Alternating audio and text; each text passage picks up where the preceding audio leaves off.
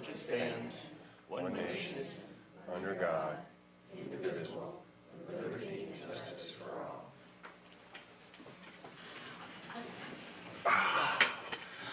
If I can please remind everyone to silence and/or turn off your phones. Everybody reaching for their purses and wallets. Good. All right, good morning. I have no particular announcements. Is there any updates to the agenda, Ms. Greer and/or the County Attorney's Office?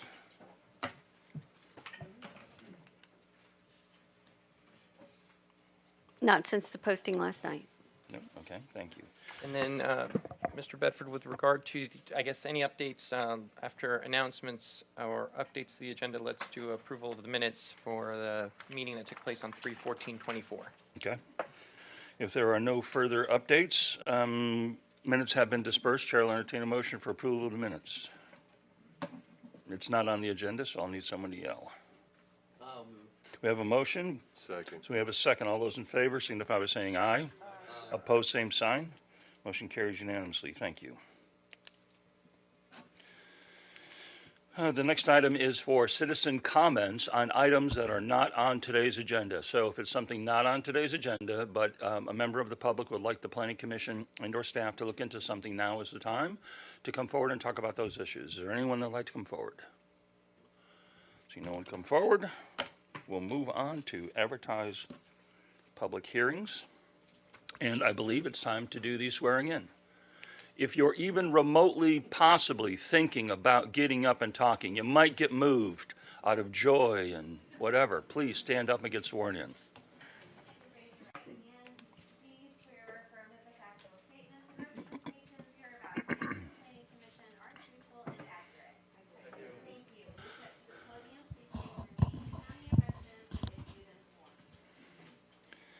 Thank you. The next few items are on presentations upon request, which means they are largely unopposed, but we go through them one at a time. I may also remind all our commissioners to speak into our microphones as we've been chastised in the past. And in the back, if you cannot hear us, feel free to throw rocks or something so we're aware that it's not getting back there, and we'll do better. I think I'm on. I bet they can hear me. Can you hear me without this? Yes, see? All right. Item number 1, Ms. Greer, would you please read this into the record? Item number 1, PA 2401, ordinance number 24-24, Crooked River Preserve. It's a county-owned property. It's a county-initiated large-scale comprehensive plan amendment. We have Charles Andrews here for staff. Mr. Chairman, with Yes. regard to items 1 and 2, they are both related items, so they can probably be presented together, but the motions will have to be separate. Okay. Ms. Greer, would you read number 2 into the record? Number 2, Z2401, Crooked River Preserve. It's also a county-owned property, county-initiated rezone, and Charles Andrews is here for staff. All right, Mr. Andrews, do you have a brief presentation for us? Brief as in 60 seconds or less. Starting now. Good morning, Chairman, Commissioners. Hi, Charles Andrews with staff. I have been sworn, so I will keep this brief. So you're saying 60 seconds, so 30 seconds for each. So this is a Crooked River Preserve. We're doing a comp plan map amendment. Essentially, we are going from UF3 to conservation, 68 acres. It's going to retain the PSP1 transmission line there that runs north and south along that property there on the western property boundary, but it's going to conservation for a preserve. Zoning is A right now. So like I said, it's 68 acres. We're doing this to update our comprehensive, our future land use map series to address property that was recently acquired by the county. This will also help with our community rating system under the NFIP. Like I said, the reclassification makes it a more accurate future land use map series. It's the first property acquired with the Manatee County funds from the Conservation and Parks Project Bond referendum that voters did in November 2020. So like I said, we've got a lot of great things going for it because it is a preserve, so it helps with the public health and welfare. There are no negative aspects, and the mitigating is a county-initiated rezoning, which will be item 2 here. And that's it. We're just looking for transmittal to the board. All right, thank you. Is there anyone in the public that would like to come forward and speak for or against this item? Anyone in the public that would like to come forward and speak for or against this item? Seeing no one come forward, we'll close public comment. Any closing comments by staff? No, sir. Chair will entertain a motion.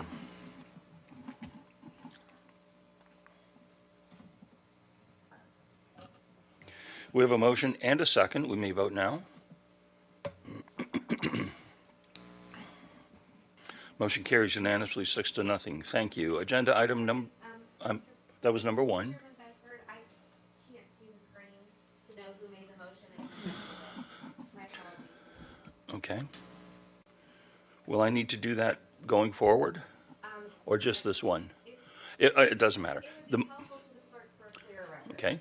The motion was moved by Mr. Rutledge. It was seconded by Ms. Keba, and it was voted yes unanimously. Thank you, sir. Yes.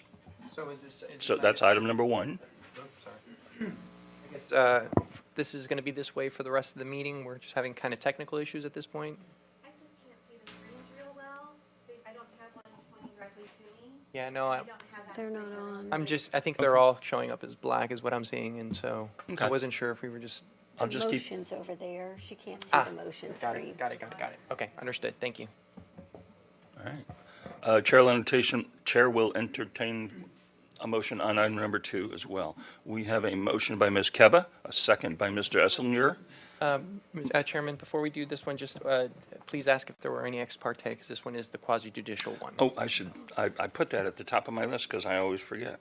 Has anyone had any ex parte on this item? No, sir. No, thank you. All right, we may now vote. Motion by Ms. Keba, second by Mr. Esslinger. Carries unanimously. Thank you. Thank you.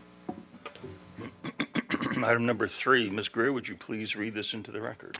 Item number 3, Z2334, Tibise Josefina Perez de Onsun. Yeah, I hope I didn't butcher that too bad. Rezone. It's quasi judicial. We have Natalie Chapazio here for our planner, and it's approximately 0.15 acres, rezoning from RSF 4.5 CPA to RSF 6 CPA. Okay, thank you. Has anyone had any ex parte communications on this item? No, sir. Thank you. Applicant presentation. Well, we're doing a rezoning from 4.5 to RSF. My name is Marco Osuna. I'm the son of the owner of the property, the lot that we are rezoning today. We are trying to do a rezoning from RSF 4.5 to RSF 6. Mr. because, Osuna, sorry, have you been sworn? Yeah. Thank you. No problem. And we're trying to do this rezoning because there was an issue with the split with the accordance of the zoning district. So the lot that doesn't mean the minimum requirement right now to do a single family house in it. So the lot is 6,560 square feet right now. So if we move forward with the rezoning to RSF 6, then we should be able to meet the requirements that is 6,000 square feet. All right, thank you. Any questions for the applicant? No, sir. Brief presentation by staff. Natalie Chapuzio is staff, and I have been sworn. So the request today is for the 0.15 acre site to be rezoned from RSF 4.5 to RSF 6 in the coastal planning area. The site is located on 15th Street East. You can see the parcel highlighted. Future land use is Res 6, zoning is RSF 4.5. Here's the boundary survey showing the ingress-egress easement to the property. And the reason for the request, again, is so that they can build a single-family lot on the property, single-family home. All right. Thank you. Any questions for staff? Yes, sir. All right. We'll open the public hearing portion of this. Is there anyone in the public that would like to come forward and speak for or against this item? Anyone in the public to speak for or against this item? Seeing no one come forward, we'll close the public comment part of this. Any closing comments by staff? Any closing comments by the applicant? Chair will entertain a motion. Motion by Mr. Delesline, seconded by Ms. Onstat. You may vote.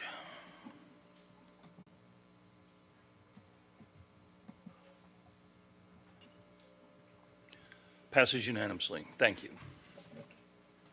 Item number 4, Ms. Greer, please read that into the record. Z2327, 3012 Land Rezone. Owners are Julie S. and Michael D. Johnson. It's quasi judicial. We have James McDevitt here for staff, and it's a rezone of approximately 5.04 acres from Ag A to A1 zoning district. Okay. Is the applicant here? Applicant presentation?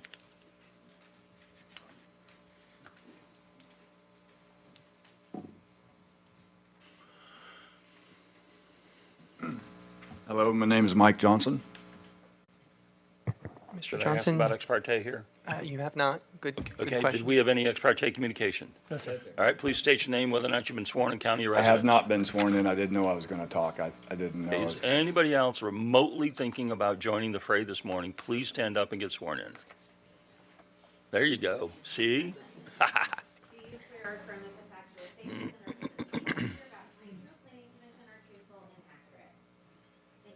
I do.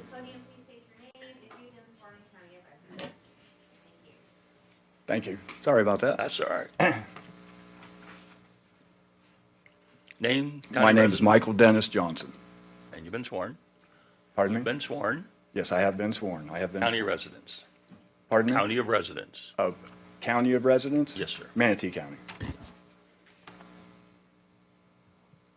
Do you have a presentation? I didn't really know that I was supposed to be talking, honestly, No, but. you don't have to. Huh? I'm trying Staff, to. who's staff? Help, please. Oh, Spring into action. hey, James. How you doing? Well, just for, I guess, for full disclosure, Take over. I don't really want. Okay. if the applicant doesn't have a presentation to make, that is the applicant's prerogative, but staff's report will be separate of the applicant since staff doesn't represent Correct. the applicant. Yeah. That's correct. All right, nothing by the applicant? Any questions for the applicant? No. Staff presentation? James McDevitt with Development Services, and I have been sworn. Just very briefly, this is a rezone request from A, General Agriculture to Agricultural Suburban. It is approximately 5.04 acres. We are located off of Old Tampa Road on Phillips Road. Its current future land use is Res 3, and its current zoning is A. The rezone request is, again, A to A1. It is a appropriate zoning district for the future land use category of Res 3, and it meets all the requirements for the bulk and dimensional standards. Okay. Thank you. Any questions for staff at this point? No? We will open the public comment portion. Is there anyone in the public that would like to come forward and speak for or against this item? Anyone in the public to speak for or against this item? Seeing no one come forward, close the public comment. Staff closing comments? Applicant closing comments? Chair will entertain a motion. Motion by Mr. Delesline, seconded by Mr. Esslinger. We may now vote. Passes unanimously. Thank you. Item number 5. Ms. Greer, would you please read this into the record? PDMU 2314 ZG, Woody's Riverview Pub and Grill, Woody's Riverfront Real Estate LLC are owners, and it's quasi-judicial. Rosina Leiter is here for staff. It's a rezone of approximately 1.26 acres from A1 CPA and A1 CPA CHHA to PDMU, with retaining the coastal planning area and coastal high hazard overlay districts. And it's approving a general development plan to include an existing 1.27 acre eating and drinking establishment with associated infrastructure. They're going to be adding additional parking for the development, and the site is generally located at the southeast corner of I-75 and 18th Street East. Thank you. Have any commissioners had any ex parte communications on this item? Yes, sir. No. Thank you. Applicant presentation. Hi, good morning. Linda Stewart with Morris Engineering, representing the applicant. I have been sworn. This is for Woody's Riverview Pub and Grill. I will make this brief.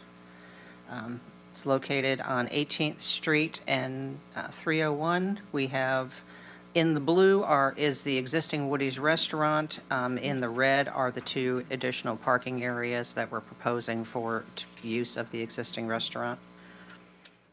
We're rezoning from A1 to PDMU. The existing restaurant is PDMU, so we're incorporating these 2 parking lots that will be used by the restaurant into the same cohesive zoning. The future land use is ROR. Required open space is 30%. We're providing 45%.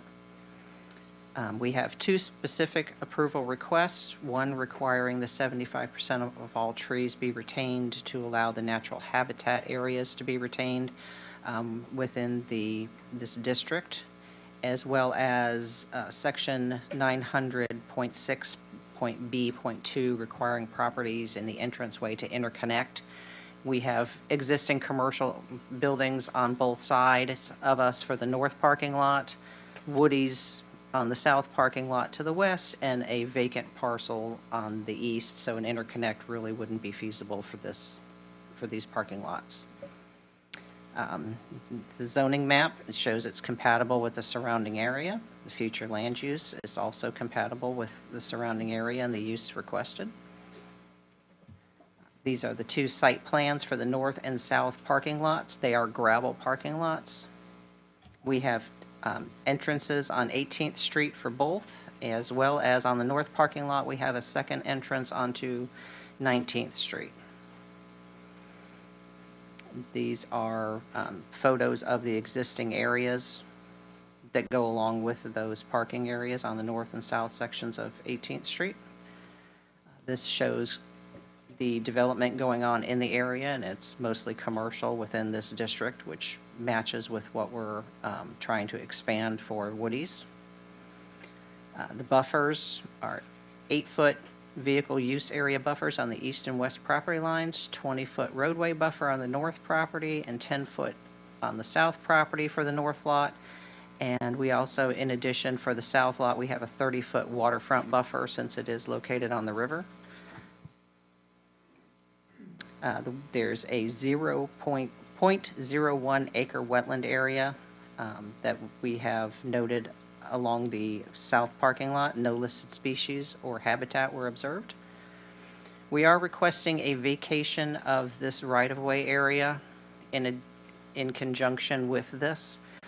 Both right-of-ways on the east and west have also been vacated. This is just a standalone right-of-way area in the middle that is going through the process right now of being vacated.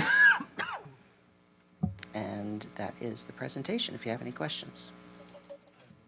Mr. Rutledge. Just when you vacate that right-of-way, is there an REA on either side for access, despite the fact that there's no, quote, right-of-way? No, we are not connecting to, there's a furniture store to the east, and there's an existing golf cart place to the west. We are providing an access easement to the golf cart place on this property because their driveway kind of overlaps. So we're providing an access easement for that. Okay, so you'll have some documentation for that, right? Yes. That's the REA, I'm sorry. Yes. Okay, all right, great. And there's an exit onto 301? No, it goes on to 19th Street on the eastern corner of the parcel. So it doesn't go, it's just going to 19th Street? Correct, yes. All right. How were you able to get gravel as opposed to asphalt and paving? We're going through this process, and that's what we asked for it to just be shell gravel. The existing lots, half of the lots on Woody's on the south part. I'll have to keep that in mind. Thank you. Any questions for the applicant? Thank you. Staff presentation?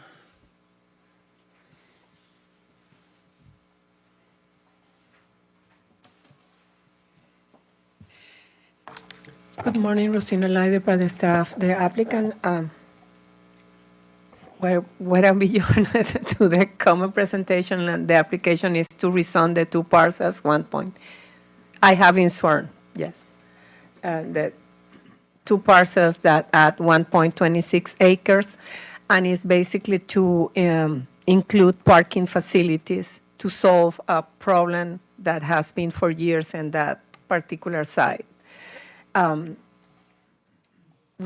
to PDMU to cover the same zoning that the rest of the parcel.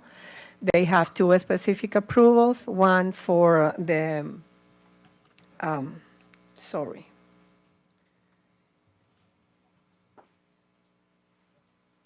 One for the, both are for the entranceways, that is to flexibility to remove more than 25% of the trees with over 24 dBH.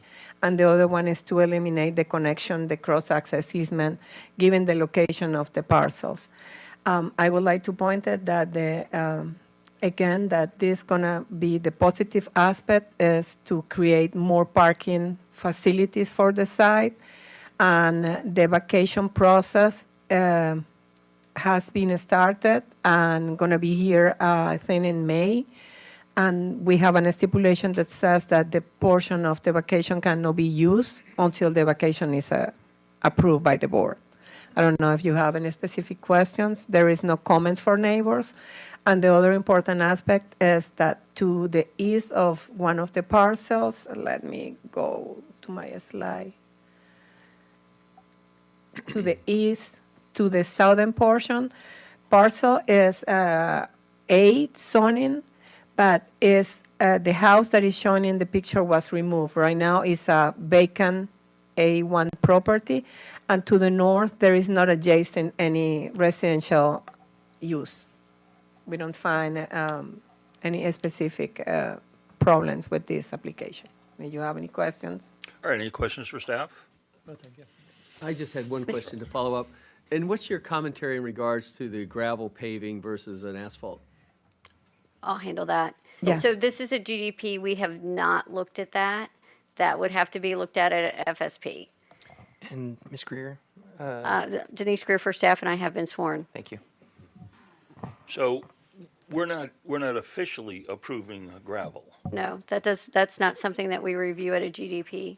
Right, you just said Right. gravel lot, so I'm just, Right. but we're not officially approving a gravel lot. Nope. We're going to figure that out later. We will. Okay. And we typically don't allow that unless it's a true overflow. And I think we know that Woody's Very needs this successful. parking. Very Yes, they're very successful. successful. Very That's a great way to successful. put it. All right, thank you. Anything else for staff at this point? Thank you. Ms. Thank you. We'll open up the public comment portion. Is there anyone in the public that would like to come forward and speak for or against this item? Anyone in the public? Seeing no one come forward, close the public comment. Staff closing comments? Applicant closing comments? Chair will entertain a motion. Motion by Ms. Keva, second by Mr. Rutledge. Please vote. Motion passes unanimously. Thank you. Item number 6. Ms. Greer, would you please read that into the record? Item number 6, PDMU 2325P, Airport Park of Commerce. Air BC LLC is the owner. It's quasi-judicial, and we have Rosina Leiter here for staff. It's approving a preliminary site plan for 20,375 square foot of light industrial warehouse facility on 1.75 acres, which is currently zoned PDMU AI. And the property is generally located at the southeast corner of Whitfield Avenue and 15th Street East. Thank you. Have we had any ex parte communication on this item? No, sir. No. All right. Applicant presentation. Good morning. My name is Michael Booker with WRA Engineering, representing the applicant, and I have been sworn. So this project is kind of a continuation of the Airport Business Center development that was built a few years ago.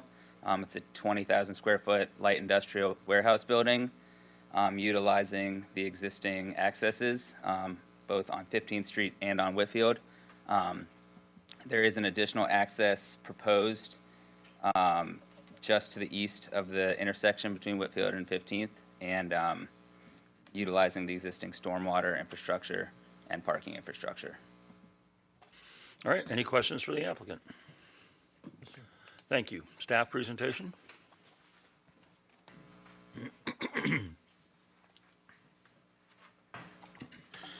Good morning, Rosina Leiter, and has been sworn.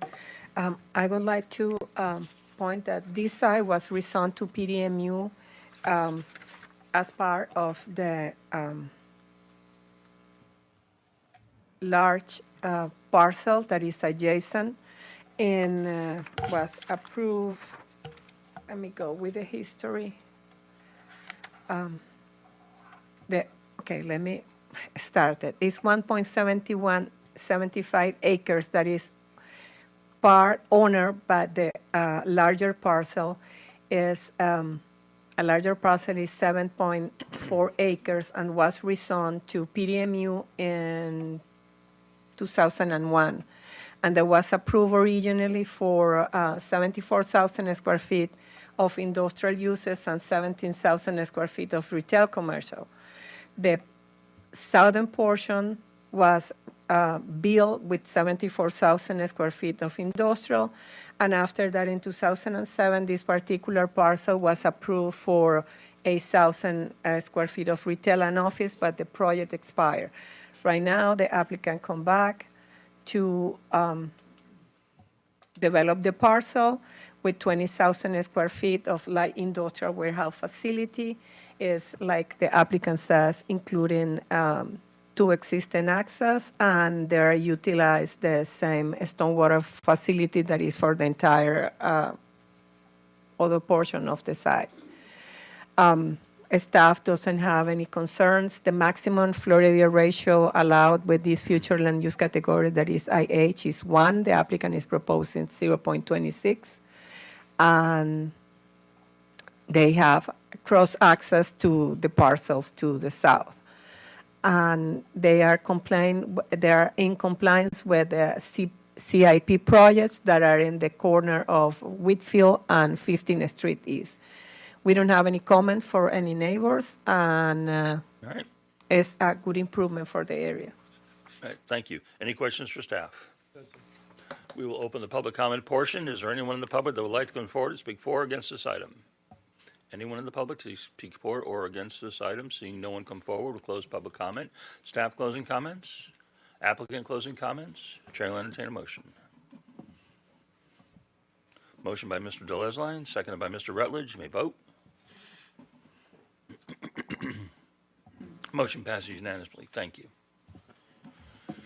Item number 7. Now we will slow down and get more detailed. And we're changing after at 8 or at 8? All right, fine. Ms. Greer, would you please read number 7 into the record? PDR 2352 ZP Lorraine Crossing West, formerly known as Lakewood Place Townhomes. It is a Wyndham development, and it's quasi-judicial. We have Laura Gonzalez here for staff. It's a rezone of approximately 9.64 acres from A to PDR, generally located west of Lorraine Road and south of 64. And it's approving a preliminary site plan for 66 single-family attached units with at least 25% of the units designated as affordable housing and subject to a proposed land use restriction agreement. Thank you, Ms. Greer. Have any commissioners had any ex parte communications on this item? No, sir. No, we have not. For the applicant, we have Ms. Tusing. Good morning, Ms. Tusing. Good morning, Commissioners. Margaret Tusing with ZNS Engineering. I have been sworn, and I'm a resident of Manatee County. As Ms. Greer stated, the project is Lorraine Crossings West. It's located at 3518 Lorraine Road. I'd like to introduce our project team. The applicant, which is Wyndham Development Corporation, Herb Lawson is here. ZNS Engineering, Nathan Crott, Paige Estagribia, and myself. And then Michael Yates from Palm Traffic, Tammy Lyday from ECT, and Scott Rudisell from Blaylock Walters. The request, as she said, is to rezone 9.64 acres from A to PDR. There are 66 proposed attached dwelling units. 25% will be affordable. The access is from Lorraine Road, and there are no specific approvals requested with this PSP. This is a general area. To the north is State Road 64. To the south is 44th Avenue East, and the project is located on the west side of Lorraine Road. The zoning in the area, or the future land use, beg your pardon, is UF3 primarily and then MUC, and this is in keeping with that density.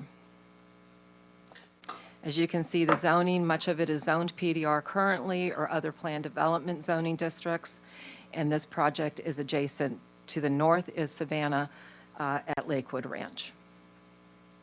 This shows some of the nearby projects and the developments that have been occurring within this area over the last few years. As you can see, there's a number of, excuse me, residential projects, Estancia at Lakewood, Estancia at Esplanade, Zaria at Esplanade, sorry. To the east, north and west is Savannah. To the south are some vacant properties that are owned by development. Churches are in the area, as well as some non-residential uses. This is our site plan, which is a preliminary site plan, and shows the 66 lots that are contained in 9 buildings, and there are 6 or 8 units attached. The maximum density that is allowed, because we are doing 25% affordable housing, is 9 dwelling units to the acre, which would be 86 units. Our proposed density is 6.85 dwelling units per acre, which is 66 units. And again, 25% of them will be affordable, which is, 17 units. We are providing all the required buffers, and in addition, we did have a neighborhood meeting on March 6th. Approximately 6 residents attended, and in that meeting, they discussed the concerns that they had a little bit with screening to the north, and where the Savannah, they were all primarily Savannah residents. And so after that meeting, we got with the applicant, and we have committed, and you have the stipulations included in the staff report, A4 and A5. There's an amended stipulation, A5. And the northern property line, in addition to the regular greenbelt buffer, which is 15 feet, and a tree every 30 feet on center, we are proposing to do a hedge on the north and on the south side. In addition, we are putting fences at the rear property lines of these units. So we think that we are certainly in compliance, and we respectfully request your recommendation to the board for approval. If you have any questions, Thank you, I'm Ms. here, as Tusing. well as Any the rest of the questions team. for the applicant? Yes, sir. Mr. Delesline. I don't have any. Oh, Laura, are you going to be doing Allura for this? Land use? Yes. Yes, okay, 25%. Do we know what the AMI, is it 80, 100, 120? Have we figured that out yet? I'm just curious. We do, we have that information. For the AMI at 120, for a single person is 76,800. But these are going to be 120s, not 100s or 80s or No, I'm sorry, 80 to 120, yes. 80 to 120? Yes. All right, thank you. You mentioned the fence on the north property line. What kind of fence? Do we know? A PVC fence on the lot lines, not the north Yeah, I know. property line. Lot lines, yes, PVC. It won't be on the lot line? Will the required landscaping be on the lot line and the fence will be inside? As you can see, if you look at the slide, the red is the rear lot line Oh, you're of the putting it on the lot project. line of the units, Yes, not on the rear- property? Correct. Okay, Then fine. to the north of that is the required 15-foot buffer. And you can see we have a bit more space than 15 feet, but the landscaping will be on the outside. I see, all right. Similar to the way that Savannah currently is. Okay. And since it's an affordable housing project, one would assume there's going to be some children running around. No thought for a little tot lot or anything, or? Not at this time. The site is pretty tight. We do Looks like a lot have, of, I'm sure the county could work with you on how many parking spaces and how big they need for that lift station. So maybe between now and the board hearing, you might want to entertain that. Anyway, that concludes my comments. okay. Any other comments for the applicant? Yes, Ms. Keba. The space between the hedge and the fence behind the units, will that be walkway, or do you think, or the gray area? We are leaving that space open, I believe, for the potential of because it hasn't been engineered yet. Right. From a drainage perspective, it may need to be a swale. Okay, all right, just curious. Thank you. Anything else for the applicant? No? All right. Thank you, Ms. Tusing. Thank you so Staff much. presentation.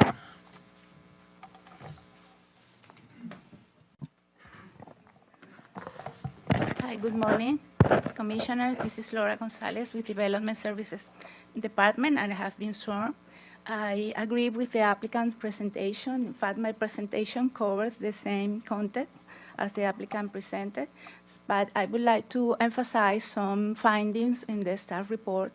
And the first one is that the proposed rezone is consistent with the development pattern in this area of the county that is transitioning from agricultural land to suburban residential development, and it is a logical expansion of the nearby planned developments. The proposed single-family attached dwelling unit is a permitted use in the PDR zoning district and is compatible with the uses that are surrounding the property. It is a different type. It's a attached single-family, and it's different compared to the single-family detached units of the adjacent development. But the proposed buffers, landscaping, setbacks will provide separation from the surrounding area, as well other elements of the proposal as the existing on-site wetland and the proposed stormwater facilities. The proposed density of 6.45 dwelling units per acre is within the maximum allowed in the UF3 future land use category for affordable housing projects. The project is in an area where services, utilities, and a school will be available for the future residents. And the project is impacted by the capital improvement project for the expansion of Lorraine Road, and the proposal has provided the required line for these improvements. In addition, the applicant has applied and received the affordable housing certificate, and at least 25% of the dwelling units will be affordable. The rezone, if the rezone is approved, then the next step is a request for a LURA that will be submitted for board approval. And the conclusion of the staff report is that with the proposed stipulation, we found the request to be consistent with the policies of the the comprehensive plan, and complies with the applicable requirements of the Land Development Code. The proposal will be reviewed in detail at time of the preliminary site plan. Do you have any question? Any questions for staff?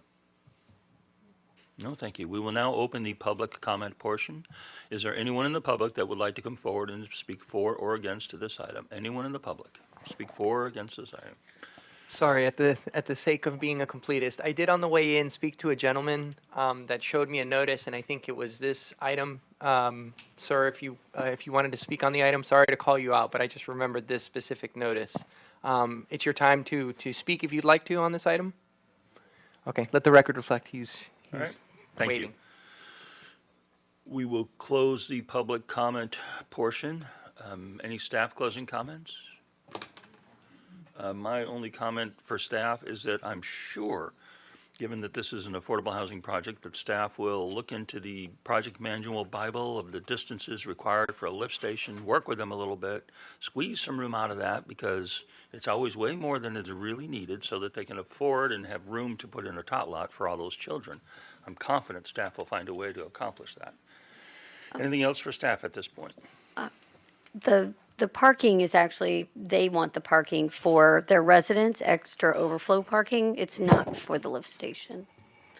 No, I'm sure we can find a way. Okay. I'm almost sure. If you need help, I have a sketch paper and a pen. I can work on it. Thanks. Denise and I go way back, way back. Applicant closing comments. Mr. Rudisil, nothing? Ms. Tusing, nothing? All right. Chair will entertain a motion. Motion by Ms. Keba, second by Mr. Delesline. Vote. Motion passes unanimously. Thank you. Item number 8, I believe we're going to have let's have a little 10-minute break at this point. If you don't mind, we'll have a 10-minute break. Thank you.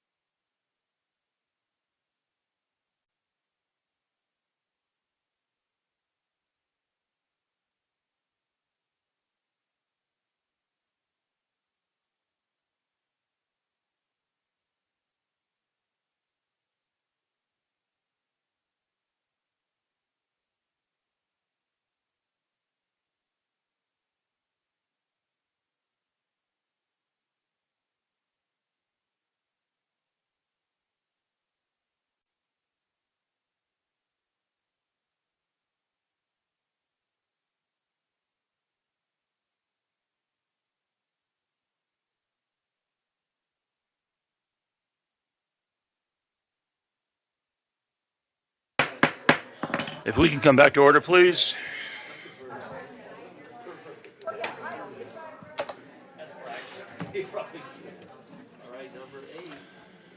All right. Let me remind everyone that we're cranking it back up again.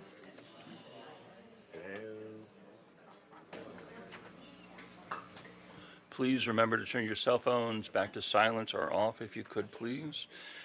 Ms. Greer, I believe we're going to open 8 and 9 together. Have there been any commissioners with any ex parte communications on either 8 or 9? No. Ms. Greer, would you please read 8 and then 9 into the record? Item number 8, PA 2324, ordinance 2408, Villas at Elwood Park, small scale comprehensive plan map text amendment. This is legislative, and we have Charles Andrews here for staff for this one. It's a small scale map amendment to the future land use map of the future land use element to designate specific real property generally located at the northeast corner of 44th Avenue East and 45th Street East at 4609 44th Avenue East and 4711 44th Avenue East, 4725 44th Avenue East, and 4007 45th Street East, Bradenton, Florida, from Res 1 and Res 3 to the Res 3 and Res 6 future land use classifications, totaling 23.8 acres. Item number 9 is PDR 2353ZG, Villas at Elwood Park, 4007 Property LLC owner. Eastwind Acquisitions LLC is the contract purchaser. It's quasi-judicial, and we also have Charles Andrews here for staff. It's a rezone of approximately 23.8 acres, generally located at the northeast corner of 44th Avenue East. And it would be a rezone from A1 to PDR zoning district, approving a general development plan for 202 multifamily residential units, providing a land use restriction agreement and proffering by the applicant for at least 25% affordable units. All right, thank you, Ms. Greer. Anything? Okay. The applicant is here somewhere. Good morning, Mr. Rudisil. We're going to open 8 and 9 together. Great, thank you. Good morning, Mr. Chairman. I'm sorry? Disclose ex-parte communication. I already did. I thought I did that. I did first. I already crossed them out. Yes, I did ex parte. See, I took the X and the X. I'm good. Mr. Rudisil. All right, good morning, Commissioners. For the record, I'm Scott Rudisil. I've been sworn, and I'm here on behalf of the applicant today for the Villas at Elwood Park project. Some of you have seen this variation of this project before, at least. Some of you haven't. We were in front of this board several months ago. At that time, it was a mixed-use project that was being proposed. That project was not approved, and so we have gone back to the drawing board. There are several significant changes to the project, which we will go through in more detail. But just to give you that initial background, and we're gonna go through the comparison between what was proposed before and what's being proposed now. This is our project team. We have Stephen Novacki here with Eastwind Development. Philip DiMaria, certified planner with Kimley Horn, is our project planner. We have James Taylor here, our traffic engineer with Kimley Horn. Trenton Strackbine is our civil engineer with Kimley Horn, and Danielle Stewart, also an AICP planner with Kimley Horn. And then Daniel Corkum and Dylan Reeves, they were the environmental consultants on the project.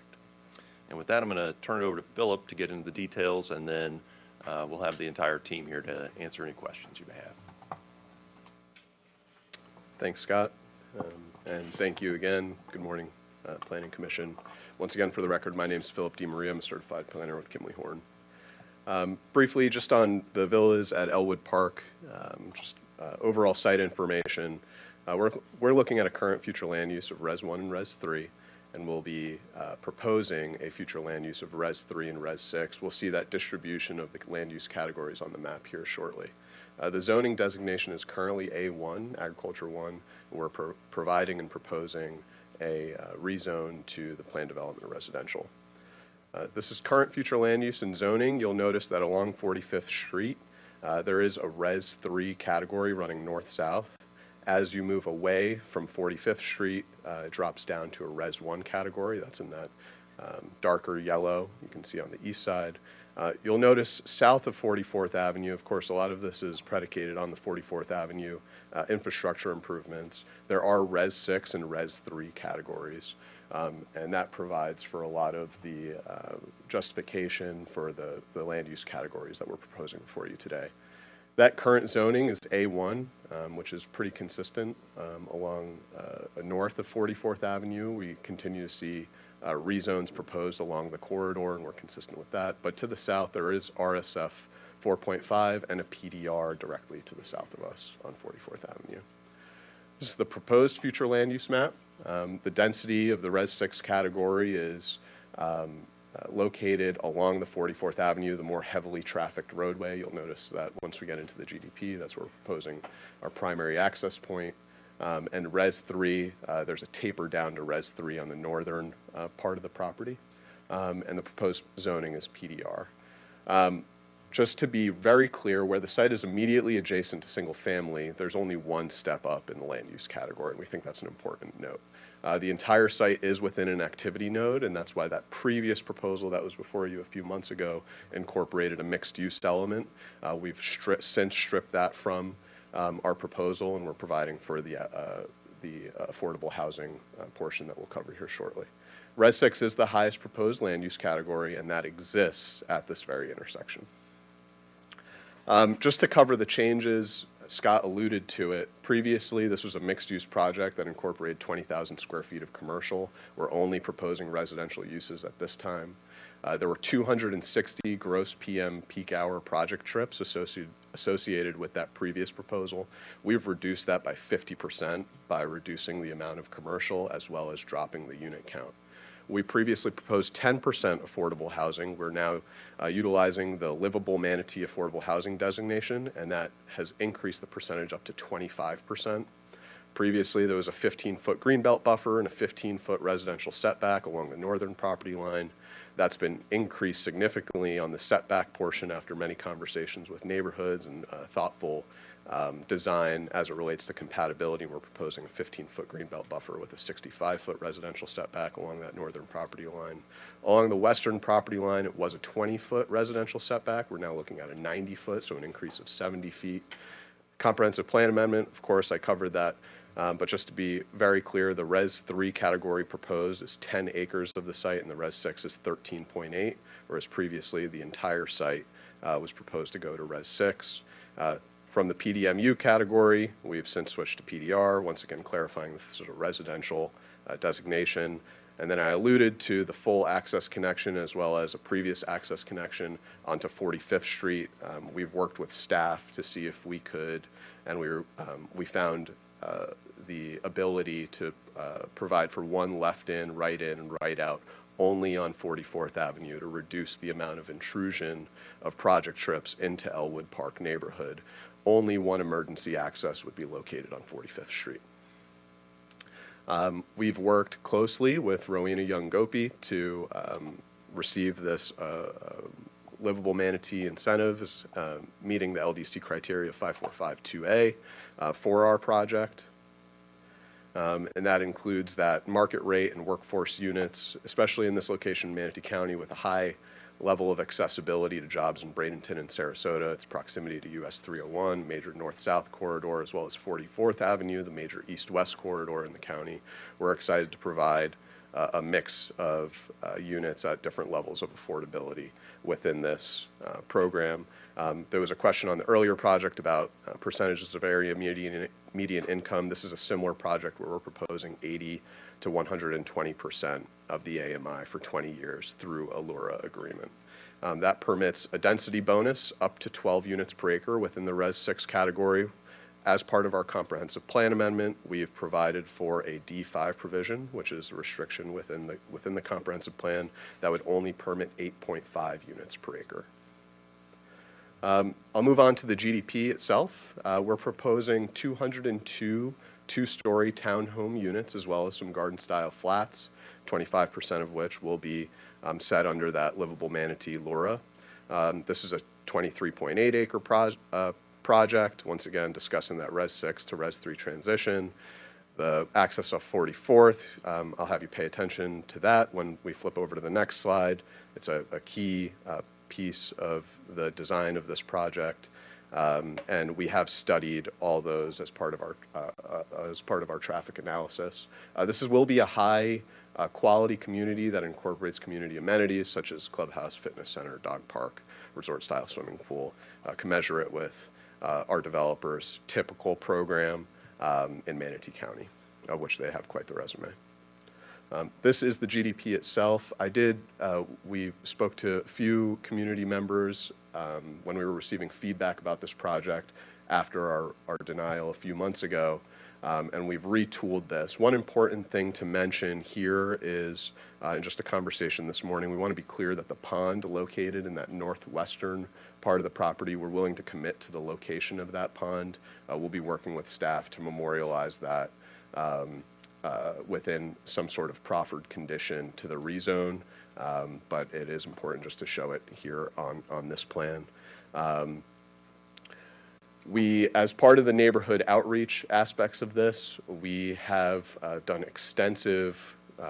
had extensive conversations with the community. Stephen Novacki with Eastwind met with several members in October as well as November to have neighborhood workshops, discuss with the local and neighborhood church, had various phone conversations with additional members, and then as recent as March of this year, we've had additional neighborhood outreach after the issuance of a staff report.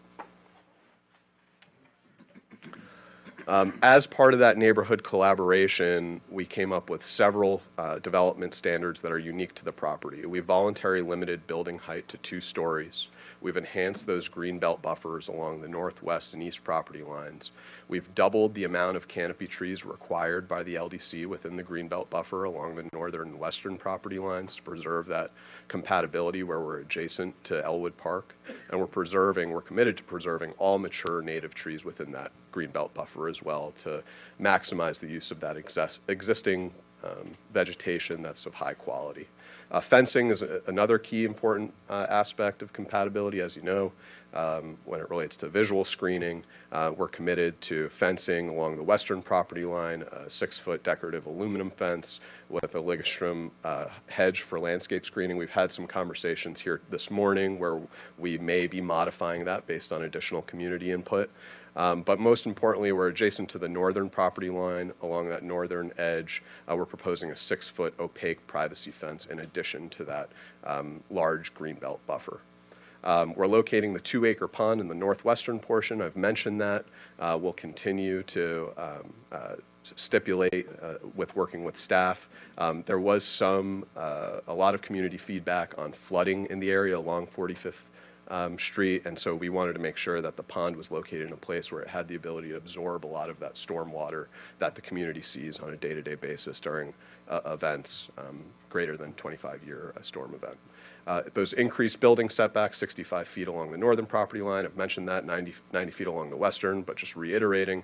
And then the installation of sidewalks. Walkability is important to this. Connectivity to the mixed-use recreational trails along 44th Avenue are important. So drawing folks, giving them the ability from Elwood Park to get down to the corridor through 45th Street.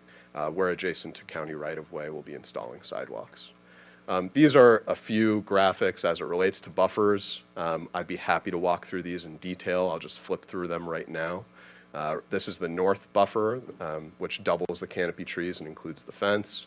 And you can see the distance of the building setback, creating a high amount of screening from anyone in the northern neighborhood. This is the western buffer. This with the aluminum fence and the understory trees, as well as some of the canopy trees, and a 90-foot building setback here.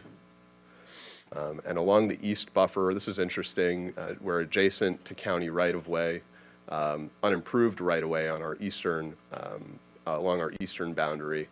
There's a high amount of vegetation here, so we're just supplementing the vegetation, and you'll notice a request for specific approval for a reduction in the width, but we're still providing a buffer along that eastern boundary.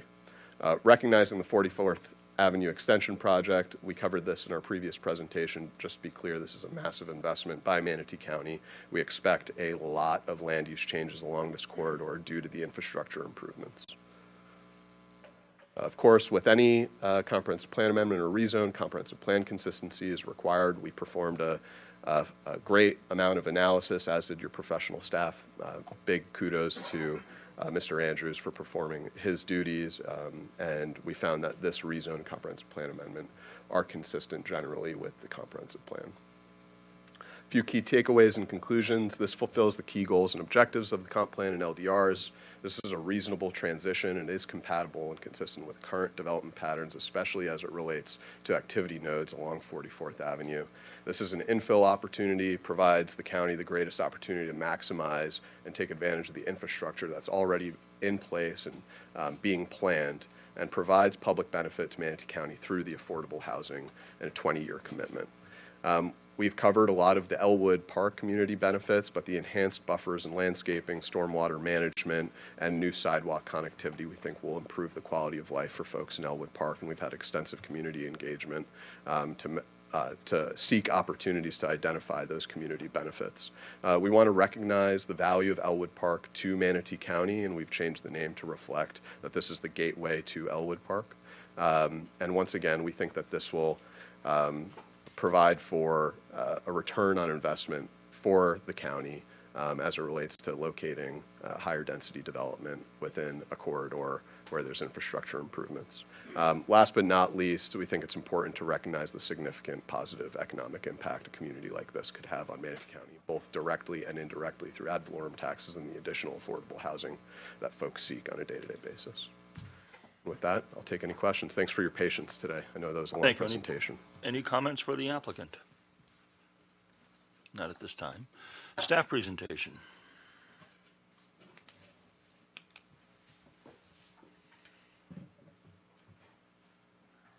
Good morning, Commissioners. Charles Andrews with staff. I have been sworn, so I have two presentations here. Applicant did a great job of summarizing what the requests are for, so I'll be brief. So this is the Villas at Elwood Park. This is the comp plan map and text amendment presentation. So as the applicant had stated, this is going from Res 1 and Res 3 to Res 6. Let me just real quick back up. So the previous request, I'll just go through that briefly. So this was going from Res 1 and Res 3 to Res 6, originally on 24.6 acres. And this case here was heard August 10th by the Planning Commission, and then the board on August 24th. As the applicant had alluded to, went back to the drawing board, and they have a few changes, which I will go through right now. So what's changed? One item here is the removal of property here at 4207 45th Street East. It's 1 acre, so they're reducing it from 24 acres to 23 acres. It's outlined there in black as the 1 acre that's going away, with the new property denoted in red. They are adjusting their configurations. So the entire site originally was going to Res 6. Now they are going to Res 3 and Res 6. So the Res 3 is on the northern part of the project boundary, with the Res 6 on the southern piece. That equates to the footprint here is being reduced by 9.6 acres. And like I said, they're shifting this a little bit, so the 3 is up on the north, 6 is on the south. And then the applicant has proffered up a specific area policy, also known as a D5 provision in the comp plan, regarding maximum entitlements, use types, and affordable housing, which we'll discuss below here. Here is an aerial of the site. Like I said, 23.8 acres, located at the northeast corner, 44th Avenue East and 45th Street East. This request here, the current request, is going from Res 1, which is currently 13.9 acres, and Res 3, which is 9.9, to Res 3 at 10 acres and Res 6 at 13.8 acres. Specific area policy, I know that's a lot on the screen here. So the takeaway here is the proper, the language that's kind of bolded here. So basically it's limiting the maximum density to 8.5 dwelling units per acre, developed for residential uses only, and then a land use restriction agreement regarding the provision of affordable housing units would be part of this specific area policy. The existing Res 1 and Res 3 allows the following uses here. Proposed, the Res 3 and the Res 6. They have a low-density suburban residential, short-term ag in Res 3, and then the support uses there. And then Res 6 has medium-density urban, residential, and clustered development with support uses. The existing future land use is Res 1 and Res 3, as stated before. The proposed looks like this, with the Res 3 and then the Res 6 there on the bottom, Res 3 on top.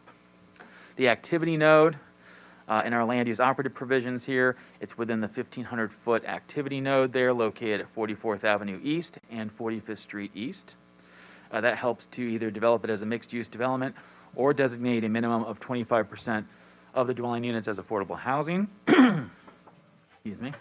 So existing Res 1 max shows you the maximum gross density and the maximum floor area ratio. The proposed Res 3 and Res 6 shows this as well, speaking to the 25% as affordable housing. Mixed-use development at activity nodes are 25%. For the Res 6 would give you the 12. The Res 3 would give you the 6 for affordable housing as well. And it lists the floor area ratio at the bottom there. So existing zoning is A1, agricultural suburban. The history of the site has been Res 1 and Res 3 since 1989, which was the establishment of the comp plan. In 1990, the zoning has been A1. Surrounding development, as you'll notice all around in the northeast and west, we have Elwood Park, and then to the south we have Sable Harbor, and then to the southwest we have Fairfax. Public facilities, we have Samoset Elementary, Braden River Middle, Braden River High. Transit's 2.17 miles located southwest of the site. And then we have several parks, including John H. Marble Park, which is undergoing a renovation, and then Braden River Park. The request, looking at the positive aspects, the request to the Res 3 and Res 6 appears to be a logical transition given the emerging development trends south of the subject property and as 44th Avenue East is being extended and developed there, specifically as the county goes from low moderate density residential to a higher density residential and mixed use development. In efforts to address compatibility concerns, the applicant has proposed a specific area policy, a D5 provision, for the development to limit the maximum density, to restrict it to residential uses only, and then to allow for a 25% affordable housing through a land use restriction agreement. A few other positive aspects of the project. The subject property is located in an activity node, 44th Avenue East and 45th Street East, which would permit an increase in residential density and non-residential entitlements, encouraging development of new commercial uses as infill development, and discouraging the expansion of existing uses not meeting commercial locational. So it is at that activity node. The site is located west of and within the future development area boundary, where development is encouraged and public utilities are available. One of the negative aspects is Res 6 allows for an increase in residential density and intensity, which is only currently located adjacent and southwest of the site at that intersection there in Fairfax, and has the potential of generating adverse impacts to the surrounding properties, which have been designated as Res 1 and Res 3 historically. Some mitigating factors, detailed analysis of capacity and impacts on public facilities, including utilities and transportation, will be required at the time of future development of the site. Any future development of the site shall comply with the county's land development code, including but not limited to building setbacks, open space, traffic design, roadway improvements, and stormwater requirements. And that's cited in policy 2127 of the comprehensive plan. The next item is adequate buffering, landscaping, and design should provide a transition between the future development of the site and adjacent agricultural and residential areas. The conclusion, the request appears to meet applicable policies of the county's comprehensive plan and land development code. And then the request is for transmittal of the plan amendment to the Board of County Commissioners. And I can roll into the next rezone. Jenny, if you've got that for the rezone.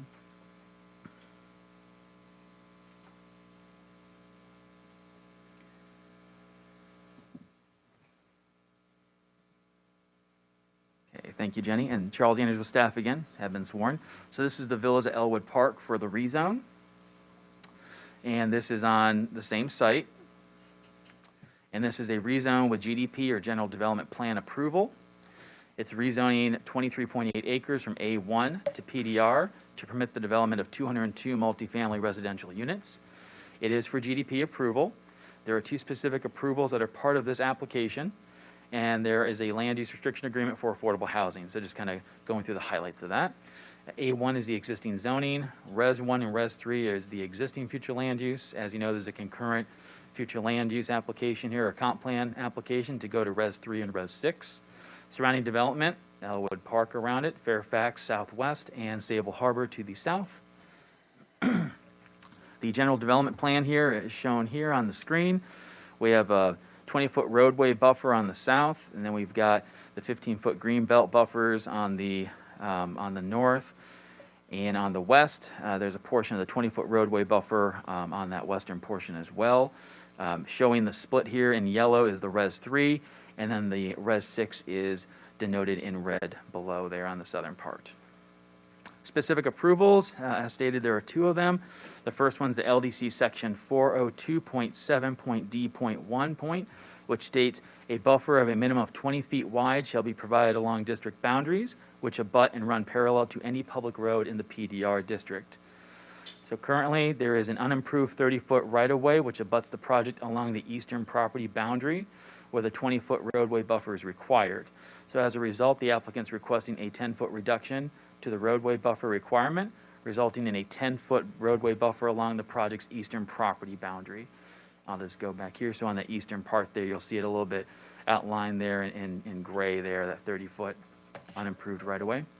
The second specific approval is to LDC section 1001.1.c, which states all residential developments or parts or phases of thereof containing more than 100 residential dwelling units shall have a second separate means of access by street.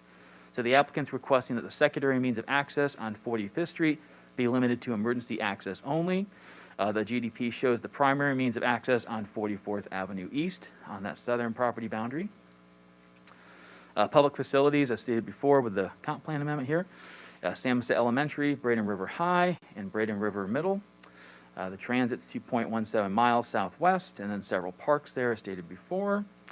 The positive aspects of the proposed revisions made to the GDP and overall requests seek to address concerns made by the public at the previous board hearing. Reduction in the overall density of the project, increased building setbacks, enhanced greenbelt buffers and landscaping. Next item, in addition to the reduction in total density permitted for the development, the project's proposing a land use restriction agreement to provide a minimum of 25% affordable housing for dwelling units and limiting the uses to residential only via a specific area policy or a D5 provision in the concurrent comp plan map amendment as stipulated herein. And the subject property is proposing to designate a portion of their dwelling units as affordable housing, so that's another positive. Project located west of the FDAB or future development area boundary, where development is encouraged and public facilities are available. So this would be considered an infill project or development. The project will provide sidewalks along the project's frontage along 44th Ave East and 45th Avenue East. The proposed multifamily component of the project will have a maximum building height of 2 stories, where up to 3 stories is permitted for the planned residential development. So they are taking it down by 1 story for the 2-story max. Some negative aspects, a specific approval request is being proposed along the eastern perimeter boundary, thereby reducing the required 20-foot roadway buffer to 10 feet. The specific approval request is being proposed to limit the secondary means of vehicular access to 45th Street East for emergency access only, and the project does not have immediate wastewater services available. Mitigating factors, the applicant provide 4 canopy trees every 100 linear feet with the reduced 10-foot roadway buffer along the eastern project perimeter boundary. This plant schedule for the reduced buffer width exceeds the minimum requirement of materials for the 20-foot buffer.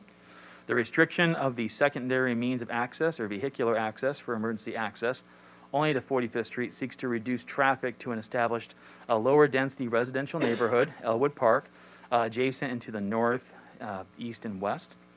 The developer will connect the proposed development to the nearest county lift station for wastewater services. There are several capital improvement projects planned with the continued expansion and improvement to 44th Avenue East. And in conclusion, the request appears to meet applicable policies of the comprehensive plan in our land development code, and the request is for a transmittal of PDR 2353, parent Z, parent G, to the Board of County Commissioners. I'm here if you have any questions. Thank you. Any questions for staff? Okay. All right, thank you. Thank you. We will now open the public comment portion for this. We're going to open both 8 and 9 at the same time, so whether you have a comment for 8 or 9, now is the time. I believe that the clerk has 2 individuals signed up. If we could go through those first, that's probably best. So, John, I'm sorry, I don't know that I can pronounce the last name, Rachide. please state your name, whether or not you've been sworn, county residence. My name is John Rashid. I live in Elwood Park, and I've been sworn. Oh, I guess I have.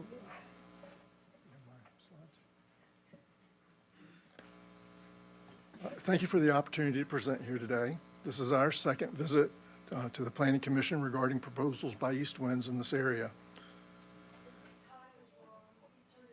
It's all right. It's all right. This is their conceptual plan from the previous visit. The new site plan has been updated, but no conceptual plan has been submitted.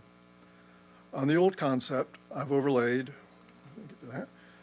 the new setbacks in red, an area no longer in the project in gray, a second pond in blue, and the area recovered by eliminating the commercial in green. They've got a lot of buildings to cram into that white and green area to get their 202 units.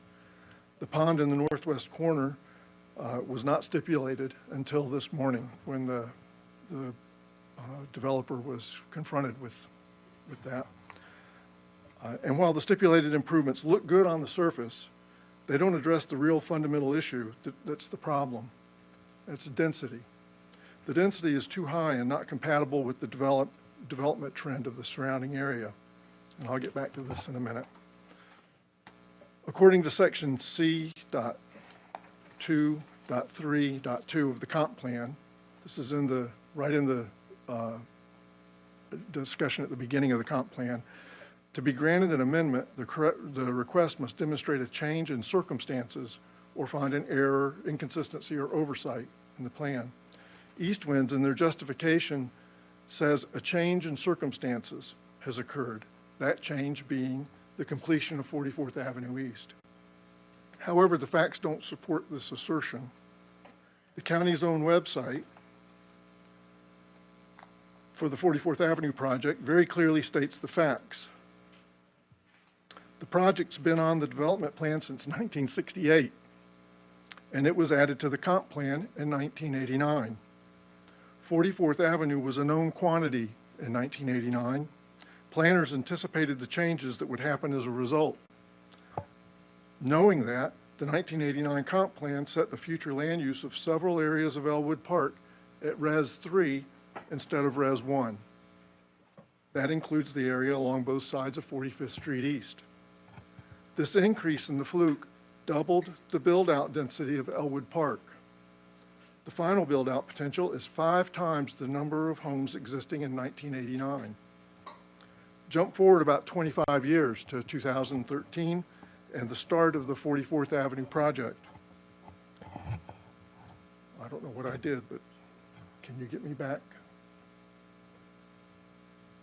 There we go. A new set of planners with much more current information is now working on the road project. Working plans are made and approved. Rights of way are purchased. Construction is performed. There are nearly 24 signalized intersections between First Street and the current end of 44th Avenue in Lakewood Ranch. All those intersections have left turn lanes and full-size rights of way on the side streets, except for one, and that's the north side of 45th Street East that enters Elwood Park. With all the millions of dollars spent, the right-of-way didn't even get upgraded to a 2-lane road standard of 84 feet. It was left at a paltry 40 feet. And the roadway is also substandard at 20 feet wide instead of 24, and there are no sidewalks. This is not a mistake. All the relevant facts, and thus today's circumstances, were known at the time the right-of-way purchases and road plan were executed. This clearly shows the intent to leave Elwood Park to develop naturally as a low-density, standalone neighborhood. The capital improvement plan reinforces this. There's still no future plan to upgrade any of the intersections or roads in Elwood Park. And that's as it should be. Elwood Park's roads are adequate for the needs of our neighborhood as long as we stick to the growth plan, just as all the planners and commissioners have done for the last 100 years. In addition to that, the stated community benefits of 44th Avenue Extension, as shown on the project website, are new road capacity, reduced traffic on State Roads 64 and 70, and an alternative route over I-75.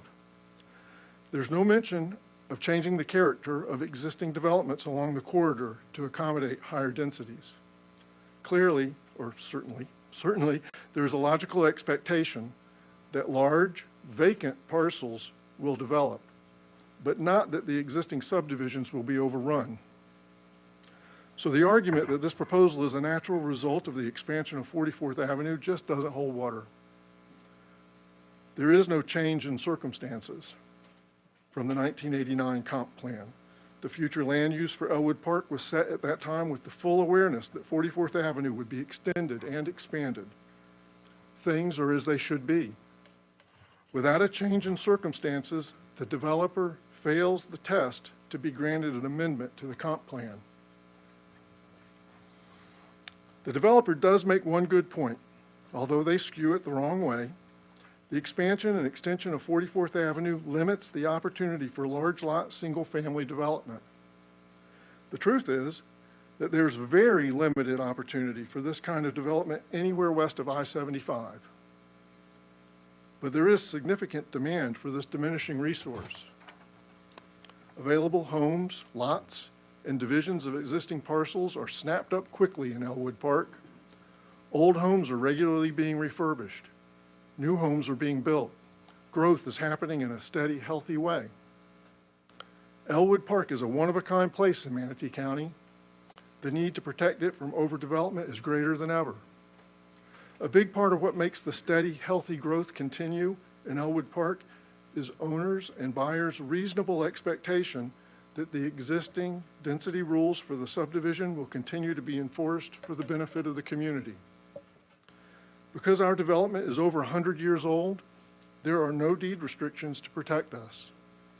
We depend on the comp plan, the land development code, and the goodwill of you and our elected county commissioners.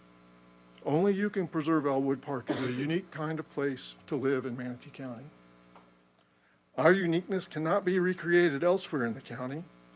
Thriving, 100-year-old neighborhoods can't be made. They must be allowed to grow organically. A well-meaning attempt that builds a good thing in the wrong place can start an unstoppable decay, and that could suck the life out of an otherwise healthy old neighborhood.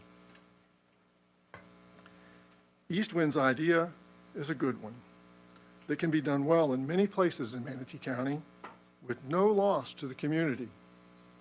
However, we can never replace what will be lost if this is done in Elwood Park. Please vote no on the request to amend the comp plan. Thank you. Thank you. Any questions for the speaker? All right, next we have, who else is signed up, I believe?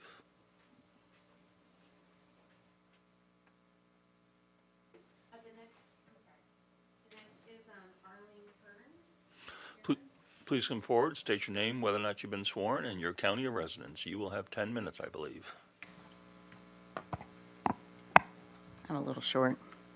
Hi, my name is Arlene Kearns, and I'm a resident of Manatee County, and I've been sworn. As I completely rewrite this speech for the 4th time, I'm sitting on the back porch of our horse stable, staring over at the land for the proposed development, less than 50 feet away from me. The breeze is lightly blowing, the trees and grass are waving in the wind, the birds are chirping, the roosters are always crowing, the cows and goats are grazing in the rear pasture, the horses have been brought in and are chomping their hay in the stalls. It's very peaceful, or at least it was. Now instead of just hearing all the farm sounds, we have all the new noise from the traffic on 44th Avenue East, drowning them out. since the new bridge opened up and the traffic has increased tenfold already. I suspect this new noise is just the beginning. If things go forward with the proposed development, we will be staring at and listening to workers and construction equipment for possibly the next few years, not counting all the trees that will be dug up and possibly burned or chipped.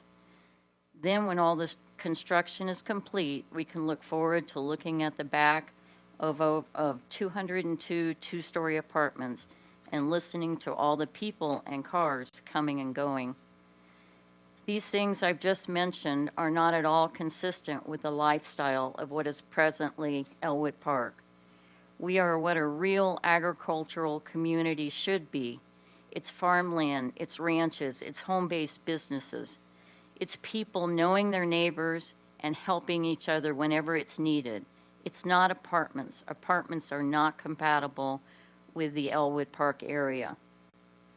The proposed development runs the entire length of our property with over 1,000 feet. We have realized there is no way we are going to be able to use any of that south side of our property adjacent to the proposed development for our animals' pasture land during the construction phase, and maybe even after, depending on the noise and commotion level.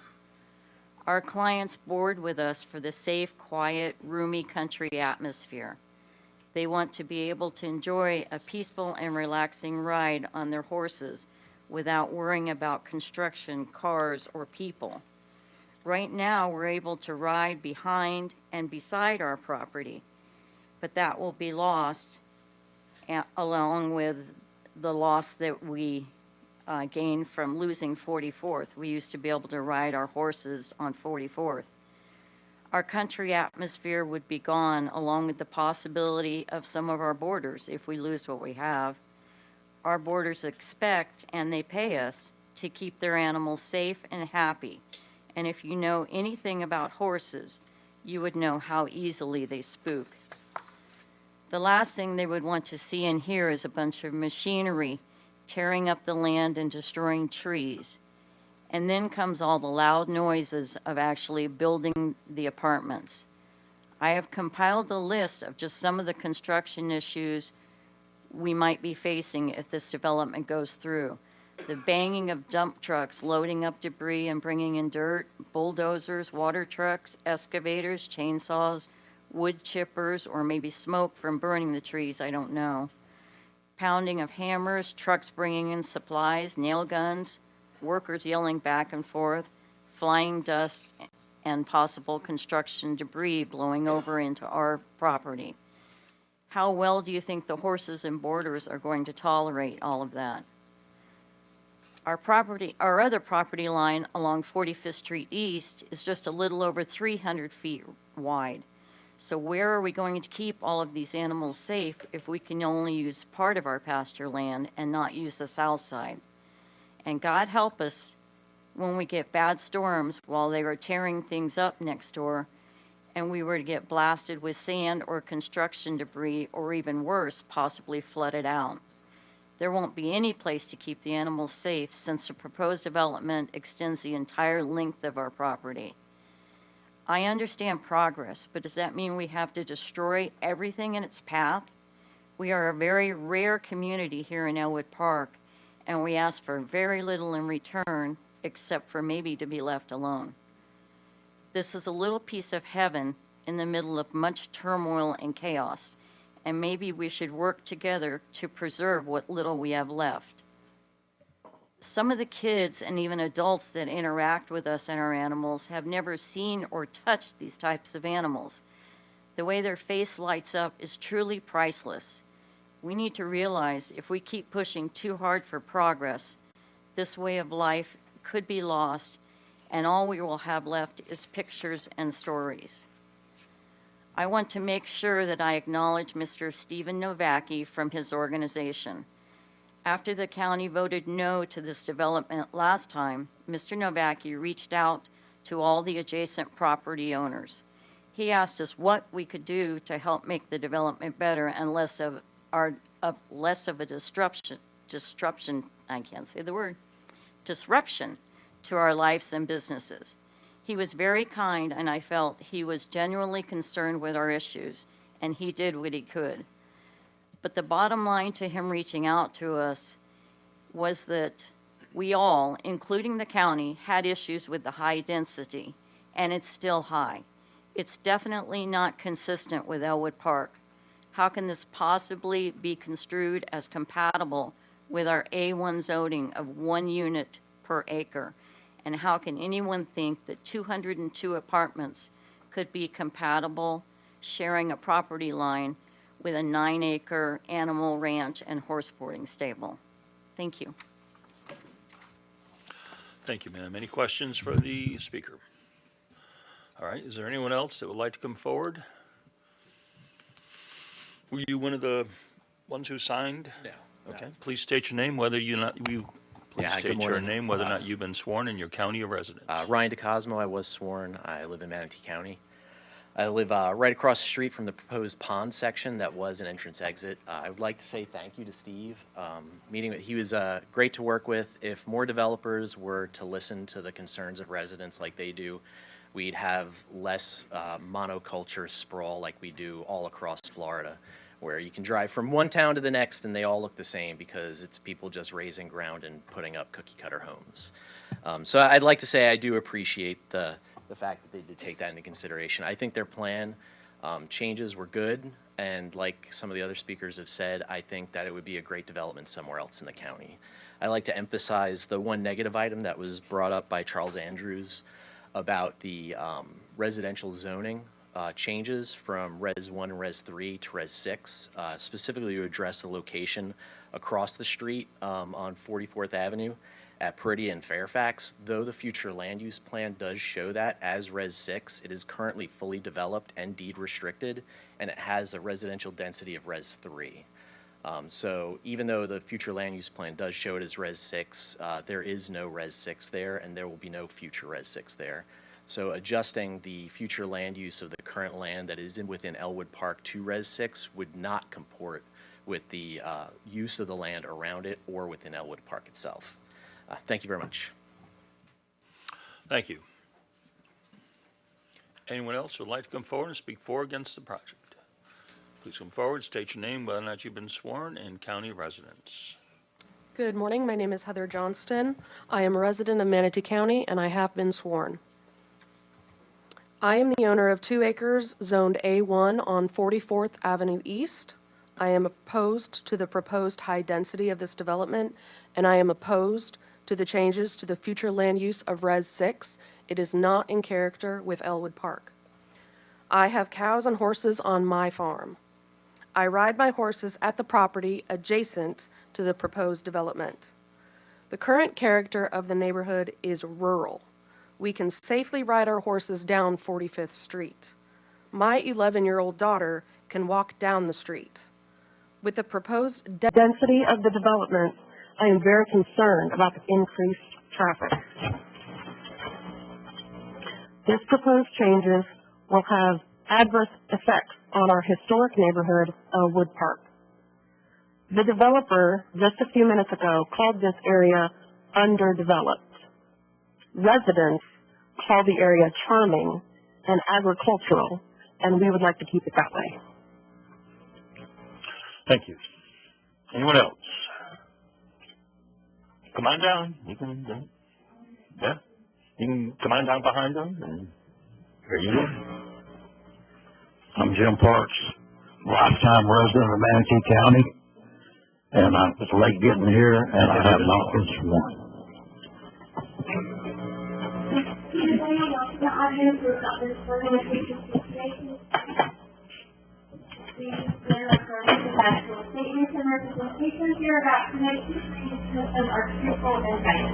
I do.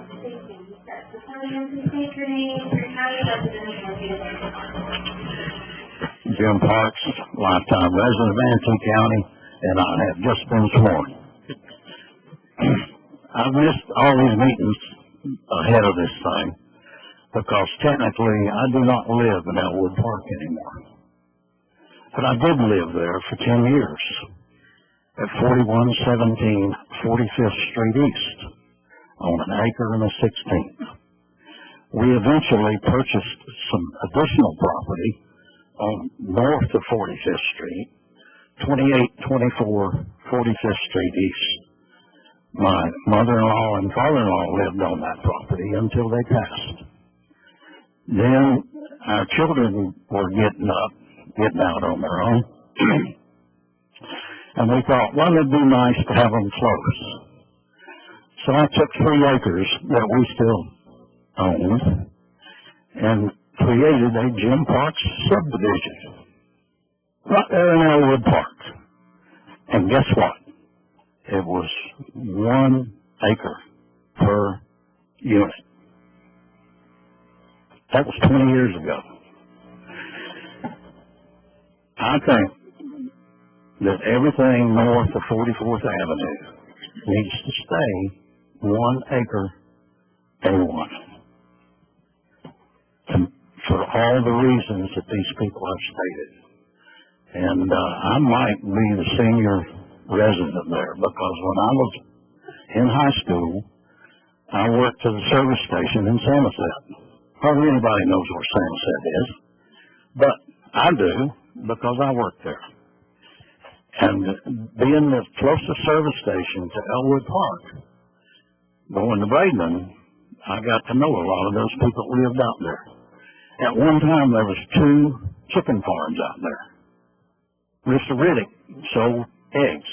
He came into the service station where I worked, and we sold his eggs. And there was another big farm right across the street from where I lived at 4117. And being in the hay business, I struck up a deal with the old boy to put hay under that chicken barn after the chickens were all out of it. So it's a rural community. We need to keep it that way. I now live down 51st Street on the dead end by the Girl Scout camp. That's pretty rural down there too. And I intend to live there until I croak. And I'm doing my best to maintain that agricultural field down there. And that's really all I got to say. It's important that we maintain some of our heritage, and we can do that by staying with A1. Thank you very much. Thank you. Next, state your name, county residence, and whether or not you've been sworn. Good morning. My name is Mike Salino. I'm a resident of Manatee County. I've lived in Elwood Park for 30 years. I have been sworn in. I would like to note the 44th Avenue was built to relieve traffic on 64 and 70. I did a survey of businesses, stoplights, and housing developments on all 3 roads. The distance I surveyed was approximately 4 miles from 301 east. The number of businesses is approximate, could be more, but not less. State Route 70 has approximately 105 businesses, 7 stoplights, and 4 developments. State Route 64 has approximately 130 businesses, 5 stoplights, 5 developments. 44th Avenue from 301 to Creekwood Boulevard, which is where it stops at the present time, has 3 businesses, which are churches, 4 lights, and 4 developments. For 44th Avenue to remain as an alternative, both 64 and 70, it should remain without additional development or businesses, both of which increase traffic entering and exiting 44th Avenue. With a total of approximately 235 businesses, 12 stoplights, 9 developments, a mere 1 or 2 miles away, are more really needed on 44th Avenue? I don't think so. Thank you. I appreciate it. Thank you. Is there anyone else?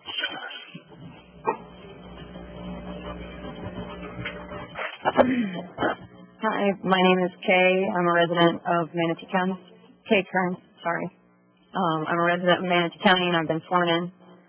I have serious stage fright, but I'm finally speaking because I don't know if I can. Sorry. Can we get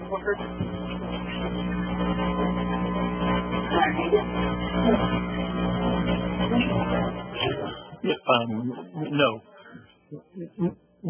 You've already testified, I'm sorry. Ms. Shanken, is it at my discretion? The written document should be entered in the record as a written document. Does she have a written document? I don't know, it's been reading something. I don't know, I'm asking. Somebody go help her. One of you that know her, please. Do any of you know her?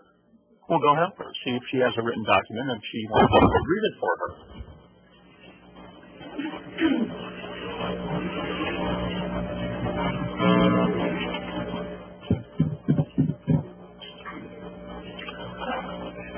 Someone can read it for you if you have a written document. It shouldn't. Somebody. Rachel Layton, first off, I have been sworn. If it's acceptable to the commission and the chair, Ms. Kay would like to have her mother read in her letter while she stands up here. Oh. Read on. Absolutely.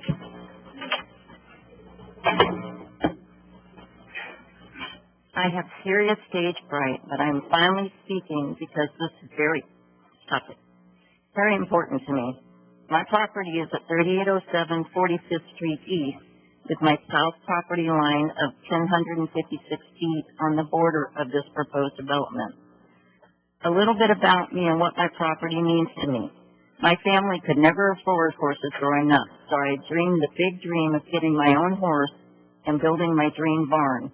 When I was 16, I got my first job at the barn to pay for riding lessons and my career in horse. When I was 16, I got my first job at the barn just to pay for riding lessons, and my career in horses took off from there. When I was 18, I bought my own horse and trained her myself from a baby, and I still have her today. I would always draw and make models of my dream barn that I was going to build someday to be with my horses. And 3 years ago, that dream finally came true with blood, sweat, and tears. My barn is the exact model that I would build out of cardboard popsicle sticks as a kid. Now my dream is turning into a reality. What? Now, as my dream is turning into a reality, the proposed development at the south property line will ruin the business that I built for boarding horses. Horses can be very dangerous to people, other animals, and themselves when scared. They see a grocery bag on the fence as the biggest, scariest monster they have ever seen, and will do anything and everything to get away from it, as in run through fencing, run over people, kick or hurt other horses, or injure themselves to get away from the scary things. Horses spook at loud noises, flying debris, trash trucks, tractors, tarps, and even as small as cans or water bottles blowing in the wind. I have been run over and hurt by many horses being spooked. If this proposed development goes through, then I have every scary thing known to horses to be 50 feet away from where they eat and sleep in the barn. My responsibility to these horses and their owners is to keep them safe and happy. This is their home where they live every day. They graze, train, play, sleep, and eat here. I have older boarders that just want to ride their horses in peace, and young kids taking riding lessons. With the chaos next door, they may be at major risk of injury or even death. I have boarders that come and ride every day, and to be safe, they will have to wait for the days construction is not going on. That is, if there's not wind coming from the south carrying flying debris. Many boarders will not stay with that kind of danger to them or their horses. My business will be ruined, as well as my horses will be terrified. So if you approve this development, then the dream of that little girl that worked her whole life for will go up in flames, and there is no recovery from losing my business income. So please help me save my dream. Please say no to this development. Thank you. Thank you. Is there anyone else in the public that would like to come forward? State your name, county of residence, and whether or not you've been sworn. My name is Jack Gang, Sarasota, and I've been sworn. I'm the realtor. I have I represent the people on the corner of 45th and 44th, the Angs and Jerome Williams. They are looking to develop their land at some point. Their attitude was that the county came in and put a major road through where it used to be a gravel road. They had peace, quiet. They had the same thing these other people that want to keep. But now with 44th, and you have thousands of cars going by, they feel that the best purpose of their land is to develop it. They haven't put a development plan for it, but they think with this development that's proposed, it's a great thing on the edge of the Elwood. It doesn't affect the people in further. You're always going to have neighbors. Right now, somebody can construct a big fence and a two-story house next to somebody's with farm or horse farm and have the same situation. This is separate. It's on the edge. And both my owners told me to tell you they think it's a good fit because it's not in the middle and it's on the edge. And they've lost their tranquility of a gravel road to a 4-lane highway and a stoplight. And they feel if this isn't approved, it's going to be very hard or difficult to get theirs approved. And that they support it 100%. Thank you. Okay, thank you. Anyone else in the public? Anyone else in the public? And if there's anyone after him, you can come on down. Hello, my name is Jim Brin. I'm a Manatee County resident, and I have been sworn. Hello, my name is Jim, and I have been a resident of Manatee County all my life, resident of Elwood Park for 40 years. I live at 4609 44th Avenue East, one of the pieces of property that is going to be rezoning. Since buying and building our home, we have raised our family and loved the area. In the time we have been there, we have seen Peridia, Fairfax, Sable Harbor, Sable Key built from farmland. Things in our area have changed dramatically. Our road has gone from a dirt road to a paved road, and now we have to pull out of a driveway onto 44th Avenue. Now it's a 4-lane road, which is not always easy. I believe our property at this point should be put to better use to serve the county. I believe the plans for what is being proposed excellent with 25% affordable housing for those trying to live, work, and stay in Manatee County. I have a co-worker that is struggling to stay here and not move away because of rent increasing and the wait has in the last few years. Yes, we need more housing for those who want to better their lives and the lives of their families. I am for this project to move forward for the county and for my wife and I to move forward with our lives for our retirement, which we plan to be there all our lives, and we have been smacked in the face with 44th Avenue.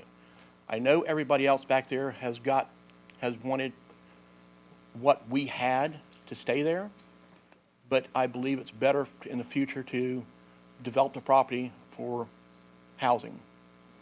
Thank you. Thank you. Anyone else?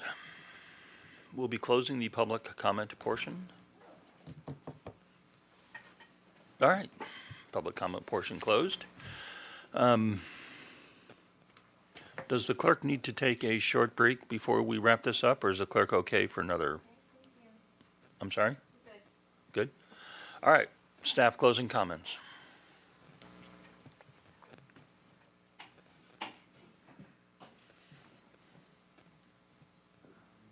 Staff doesn't have any closing comments, but I'm here if you have any questions. Okay, applicant closing comments.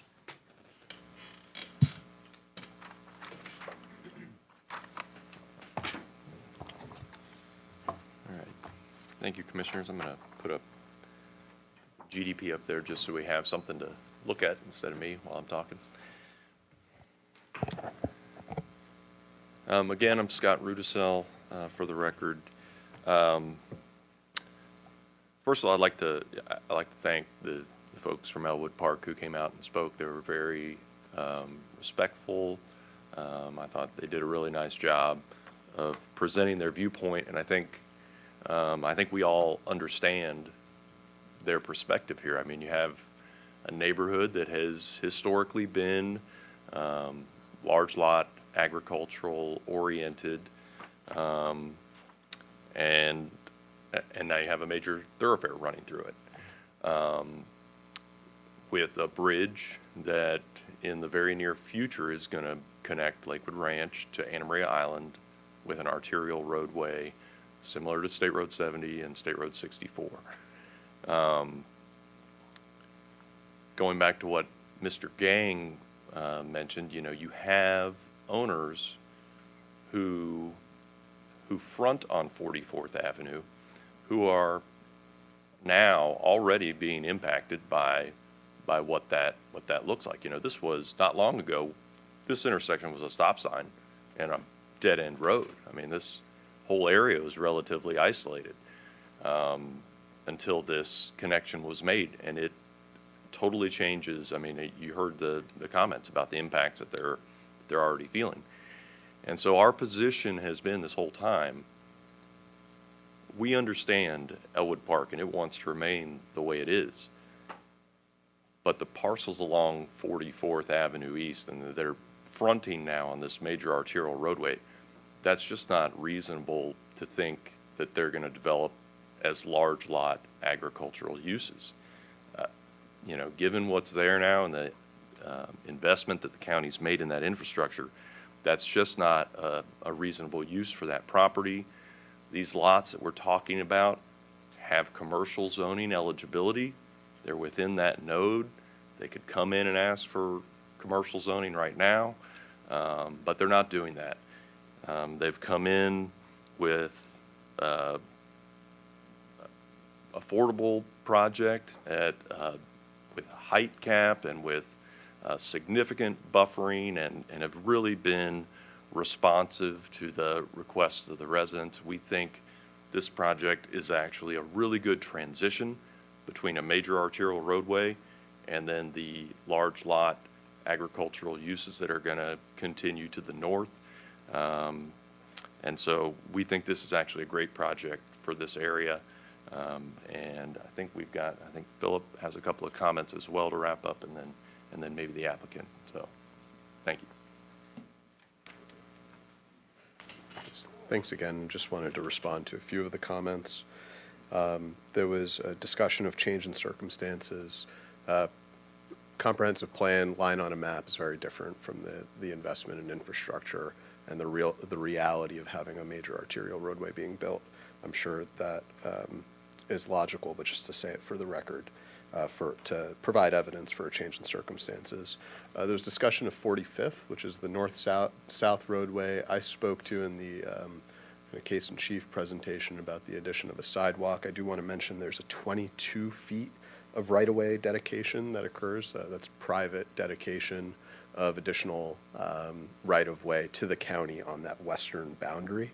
And then the number of trips that are projected to go onto 45th Street, our traffic analysis estimated 3 additional trips to make their way onto 45th in the gravity model to turn right on 44th, out of the development, turn right on 45th to head north.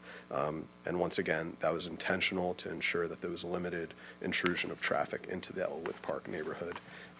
Lastly, before I turn it over to Stephen, the applicant, this is a conversation that it's a little bit of a microcosm of Manatee County in general. This area of Manatee County was skipped over because of the lack of public infrastructure investment. And with the addition of public infrastructure investment, there's an opportunity for infill development. We've seen what that's done further east in Manatee County. When I moved here in 2000, State Road 70 was a 2-lane roadway. That increased to a 3-lane roadway shortly thereafter, and there's been, generally speaking, a massive amount of private investment that followed that public infrastructure investment. So same logical transition here on a much smaller scale. Thank you. That's all I have. Mr. Chair, Ms. Greer. I was just wondering if Philip could clarify. I think you said you were dedicating right-of-way along the west side, but it's actually just a reservation in the event that the county comes along and buys it from them. They're not dedicating it, correct? Okay. Good morning. Stephen Novacki, Vice President and Development Partner for Eastwind, the applicant. I live in Orange County and I've been sworn. I'd like to start by thanking everyone for the opportunity to come back and present this project again. I'd like to thank my team and staff for such a thorough presentation. There's a couple points I'd like to emphasize and a couple responses to some of the comments that we've heard from the neighbors that I'd like to touch on here. The first point is this project, as revised, allows a 50% reduction in trips from the previously proposed project. By eliminating all of the commercial, that was 20,000 square feet, and by reducing the number of units, in addition to changing the mix of those units, right? We are no longer building all townhomes. We are building some garden flats in some instances. So the point I'd like to make is the intensity of this project based on trips is 50% less than the original project that's proposed because of the commercial elimination and the reduction in the number of units.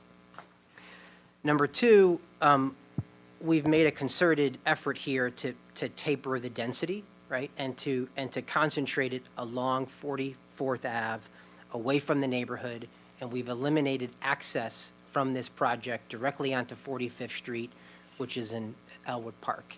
All of the traffic will filter onto 44th Ave, a public right-of-way outside of the boundaries of Elwood Park. The timing of the project. Just wanted to point out that this project won't be complete, Villas at Elwood Park, until 2027. By the time we design it and get it permitted and get it constructed, we're talking about a completion date in 2027. If you look on the county website, they're expecting to complete the improvements in 44th Ave in 2026, right? So it's 6 phases, right? The first 5 phases have been complete. When you drive down I-75, you can see the pilings in the median in I-75. They've cleared the land. That bridge, that road is extending, right, over the interstate into Lakewood Ranch. So it is well on its way and it will be complete in 2026, but that is before this project will be completed. So I just want to point out the timing of those infrastructure improvements relative to when our project would be completed. Number 4, I understand, and I've worked closely with the neighbors, and I understand their concerns. Because this project is at an activity node and it's along 44th, I don't think it sets a precedent for future projects like this in Elwood Park. I think the activity node and the connectivity to 44th, I think, makes this an isolated project. Without that, this project wouldn't work from an access standpoint. And so I don't think that it sets a precedent for future growth, which I know they're concerned with more central to their neighborhood. This is around the periphery. We put significant development standards in place. We think that we know that the standards, they govern the density, right? And so with the buffering and with the setbacks and with the concentration, I've worked and talked with Arlene and Kay Kearns several times, and candidly after this, I plan to talk with them again.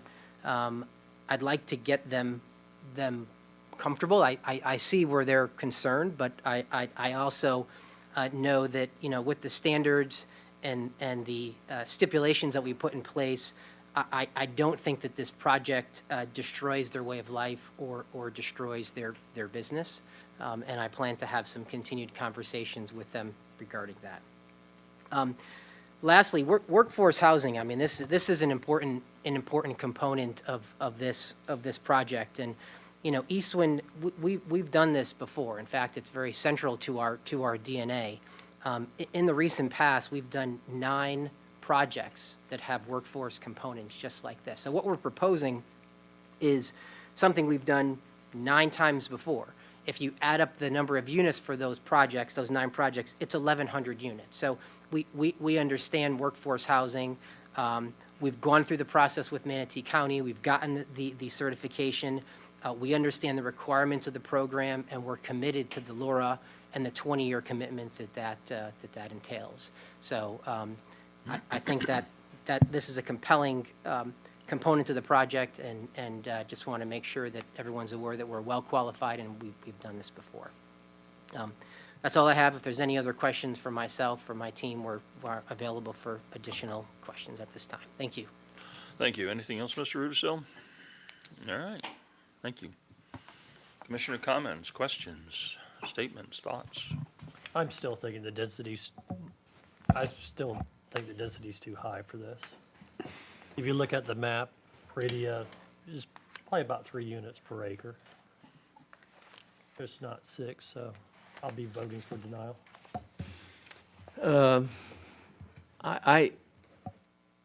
I struggle with this, and I grew up on the East Coast before development came. And so I used to go out to the farms on Saturday and ride the horses, and I picked tomatoes. And so I've seen this before. And the problem is, with the development of the road, the changes they made, and again, having been a developer too, the changes they made are significant. The economic impact, I don't know how they do it, and that's not my job to figure out, but they've made a significant number of changes to try and address concerns.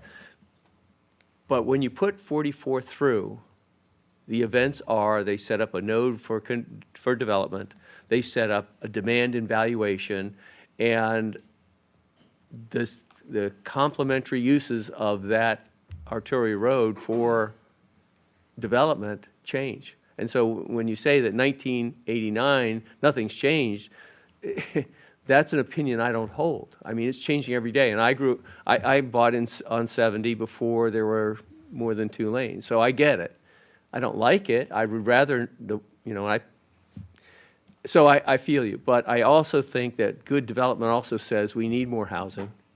We have a professional who has capital to develop and has kept everything off 45th. I think missing the point that 44th takes all that traffic, the density is the density, but the traffic and the impound of people not going down 45th, which is an opportunity they could come back and request if it was another developer, I just think leads to a lot of reasons why it may be imperfect for what is there currently, but when this ultimately gets developed, this will be probably a model of how to get low-income or lower-income rental units, immediate access, and keep them off the ancillary roadway. So I'm going to vote in favor of it with some sadness that this is what's happening in the county as a whole, but not reversible.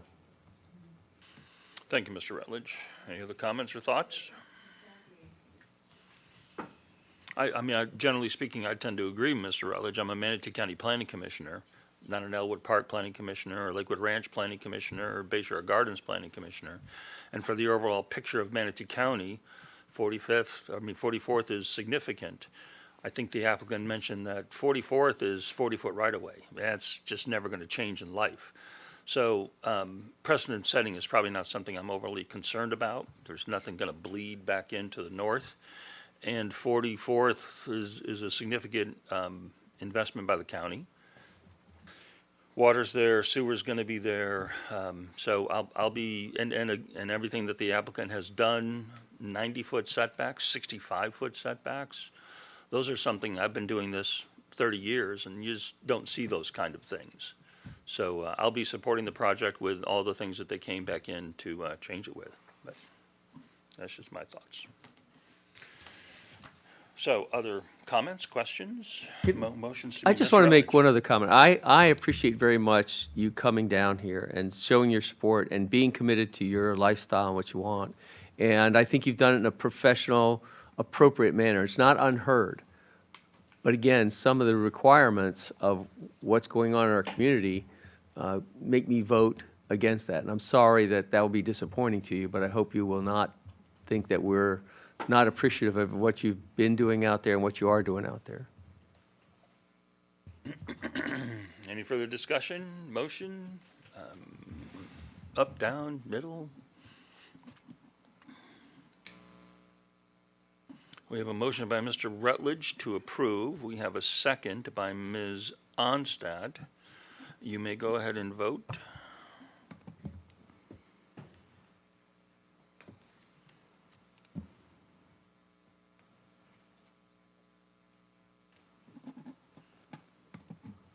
When the matrix wakes up, we will know matrix is not awakening. Has everyone voted?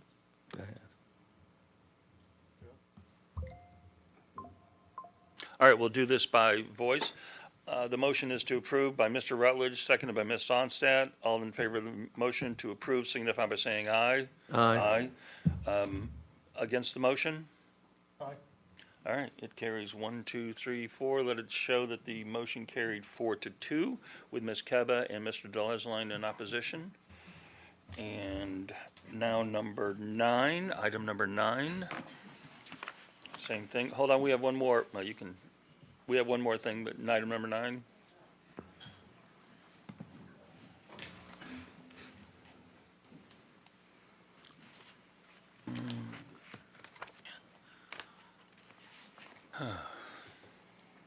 Technology is, Great when it works. it's horrible. Absolutely horrible.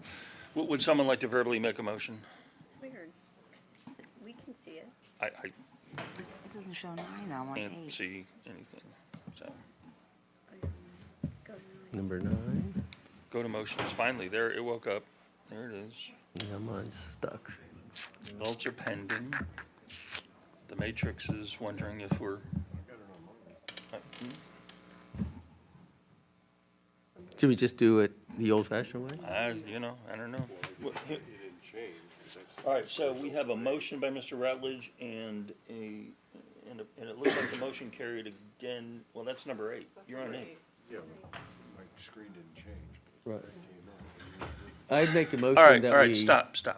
Item number 9. Can I have a motion, please, verbally? I would like to make a motion to move to accept it.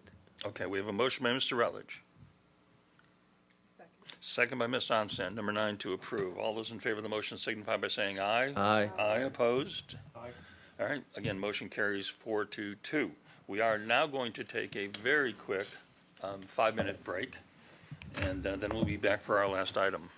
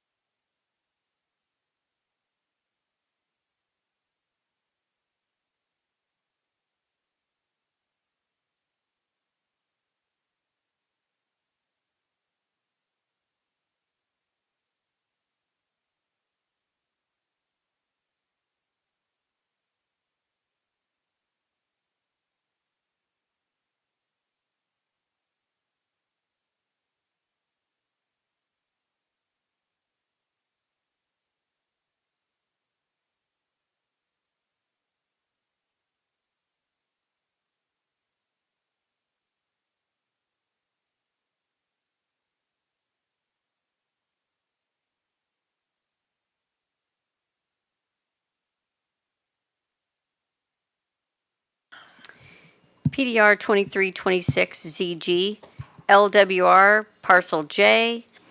It's SMR Northeast LLC. It's quasi judicial, and we have Loretta Merrill here for staff. It's a rezone of approximately 84.5 acres, generally located on the southeast corner of State Road 64 and Uline Road, extending east to Lighterwood Trail. It's from A to PDR zoning district, and it's a GDP for 759 residential units. 600 of them will be multifamily, 62 will be single-family attached, and 97 will be single-family detached. I believe what we just handed out was staff recommendation for one of the specific approval requests that was incorrectly shown as something different in the staff report. So this is to clarify what was in the staff report. Do we know if the applicant has seen this or not, or I guess has he seen it? I spoke with Kara about it. I didn't see the exact language, but I think this is what we discussed. I'm Take I'm care good of with it in it. your Yeah, presentation. so now we're recommending the specific approval where before we were not, so I'm sure he's okay with it. I'm okay with that. For the applicant. Good And I'll, morning, and I'll Mr. speak to that when. Grimes, good morning. All right, good morning, Mr. Chair, Planning Commissioners. Kyle Grimes, attorney with the law firm of Grimes Galvano here in Bradenton, and I have been sworn. Here today on behalf of the applicant, SMR Northeast LLC. As Ms. Greer stated, we're requesting a rezone of an 84.5 acre property from general agriculture to planned development residential with a general development plan for 759 residential units. This property is located within the what's known as the Activity Center at the southeast corner of State Road 64 and Uline Road. As you can see, it's primarily open land, vacant. There are some wetlands on site that none of which are proposed for any impacts. All will be preserved, and there are some stormwater ponds on site currently that serve the adjacent roadways. The future land use category of this site is Mixed Use Community Activity Center Level 1.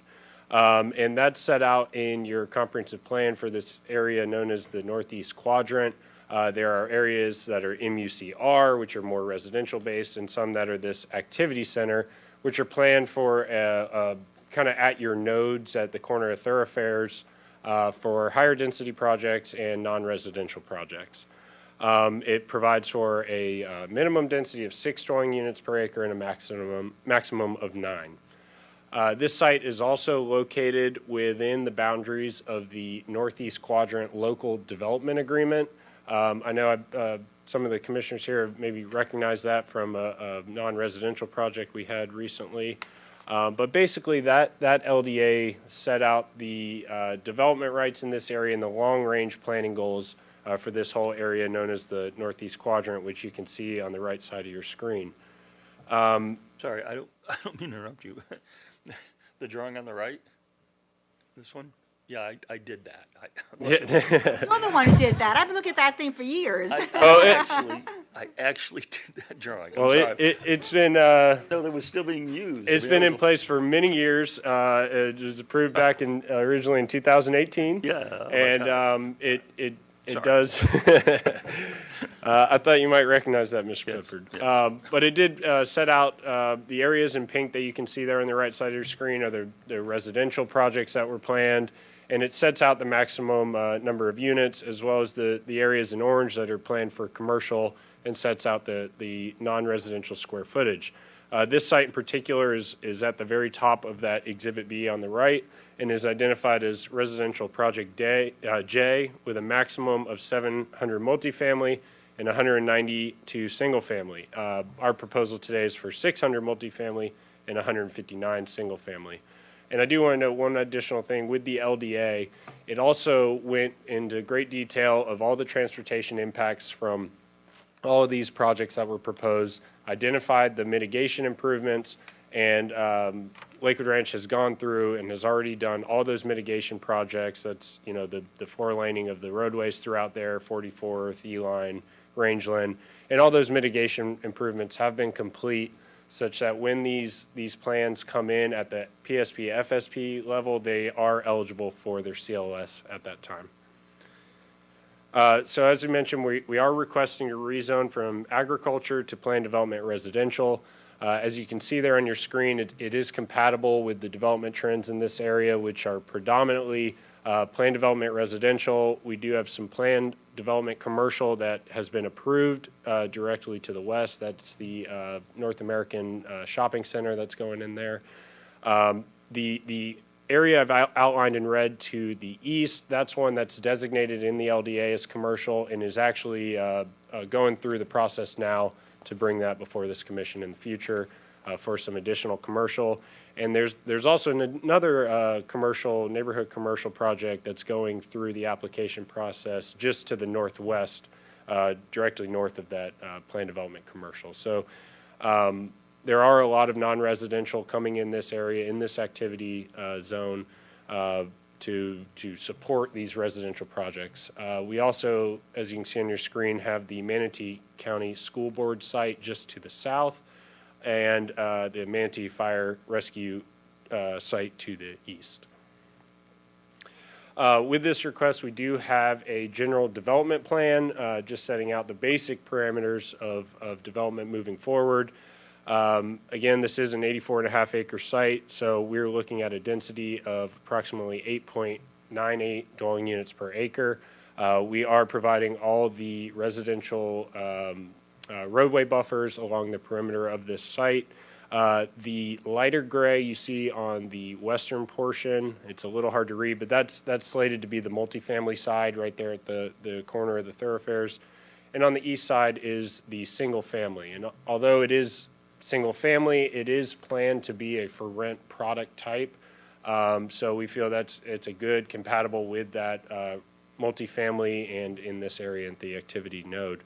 Notably, the maximum height for the multifamily will be 3 stories and 2 stories for the single family.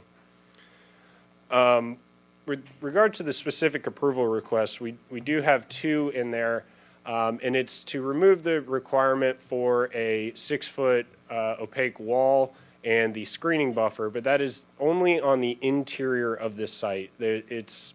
Staff pointed to the position that you have these code provisions that say when you have multifamily over 3 stories adjacent to a residential zoning district, you have to have these. But here we have a uniform project, so we feel that we don't need that hard separation. They're going to be developed together. They're compatible, that they're both going to be planned for rental product. And of course, this will be developed under the Lakewood Ranch provisions that require a lot of landscaping and things for it to look good. And so I think it still meets that intent of that code, which in my position is that it's really, I think, to protect existing single family from new multifamily products. But here where we have them going in together and recognizing that we won't have that hard separation, we feel it is appropriate. So with that, just in conclusion, we have reviewed, worked with Loretta, appreciate all her work on this one, and we feel is consistent with the comprehensive plan and the land development code, and also with the Northeast Quadrant Local Development Agreement, and we request your recommendation of approval. Happy to answer any questions. Thank you, Mr. Grimes. Any questions for the applicant? Okay. Staff?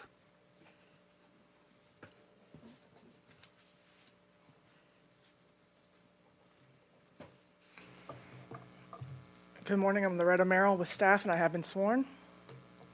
Kyle covered most of what we need to go through. I'll just skip through. So we have the specific approval requests, which he went over. We're in support of those at this point in time. The surrounding uses, we have residential, commercial, and the future school site in East Manatee Fire Rescue.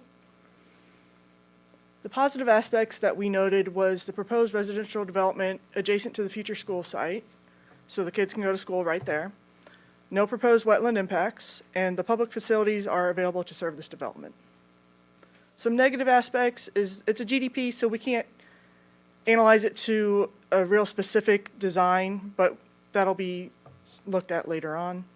There are proposing narrow lots for the single-family detached and attached dwelling units, and the specific approval request for the wall and landscape buffer to be removed. Mitigating factors, we will review the project for compliance with the plan development design requirements at time of PSP and FSP. The current development trends are for the smaller lots. It seems to be what people are looking for. And this is a unified residential project with both uses to be developed together. We are stipulating that residents be notified about the specific approval requests, just so that they realize there's not going to be a wall there. And we are stipulating that a neighborhood focal point with internal orientation and protection from potential adverse impact from roadways be required at time of PSP and FSP. In the opinion of staff, the proposed rezone with GDP, together with specific approval requests and stipulations provided, can be found to be consistent with the comp plan and in compliance with the applicable provisions of the Land Development Code. And I'm here if you have any questions. Thank you. Any questions for staff at this point? Did we have any ex parte communication on this item? No. All right, we'll open up the public comment portion. Is there anyone in the public that would like to come forward and speak for or against this item? Anyone in the public to speak for or against this item? Seeing no one come forward, staff closing comments? None. Applicant closing comments? None. Chair will entertain a motion. Let's see. Oh, go to motions. We have hope. Pending.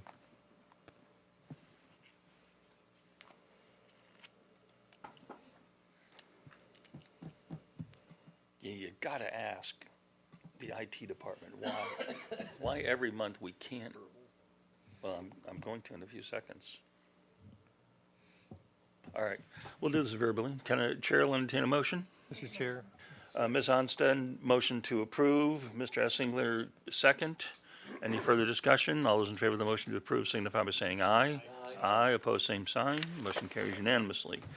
That concludes most of our business. Any closing comments by commissioners?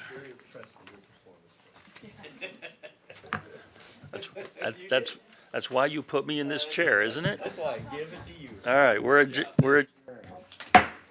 Dad. Have a good month.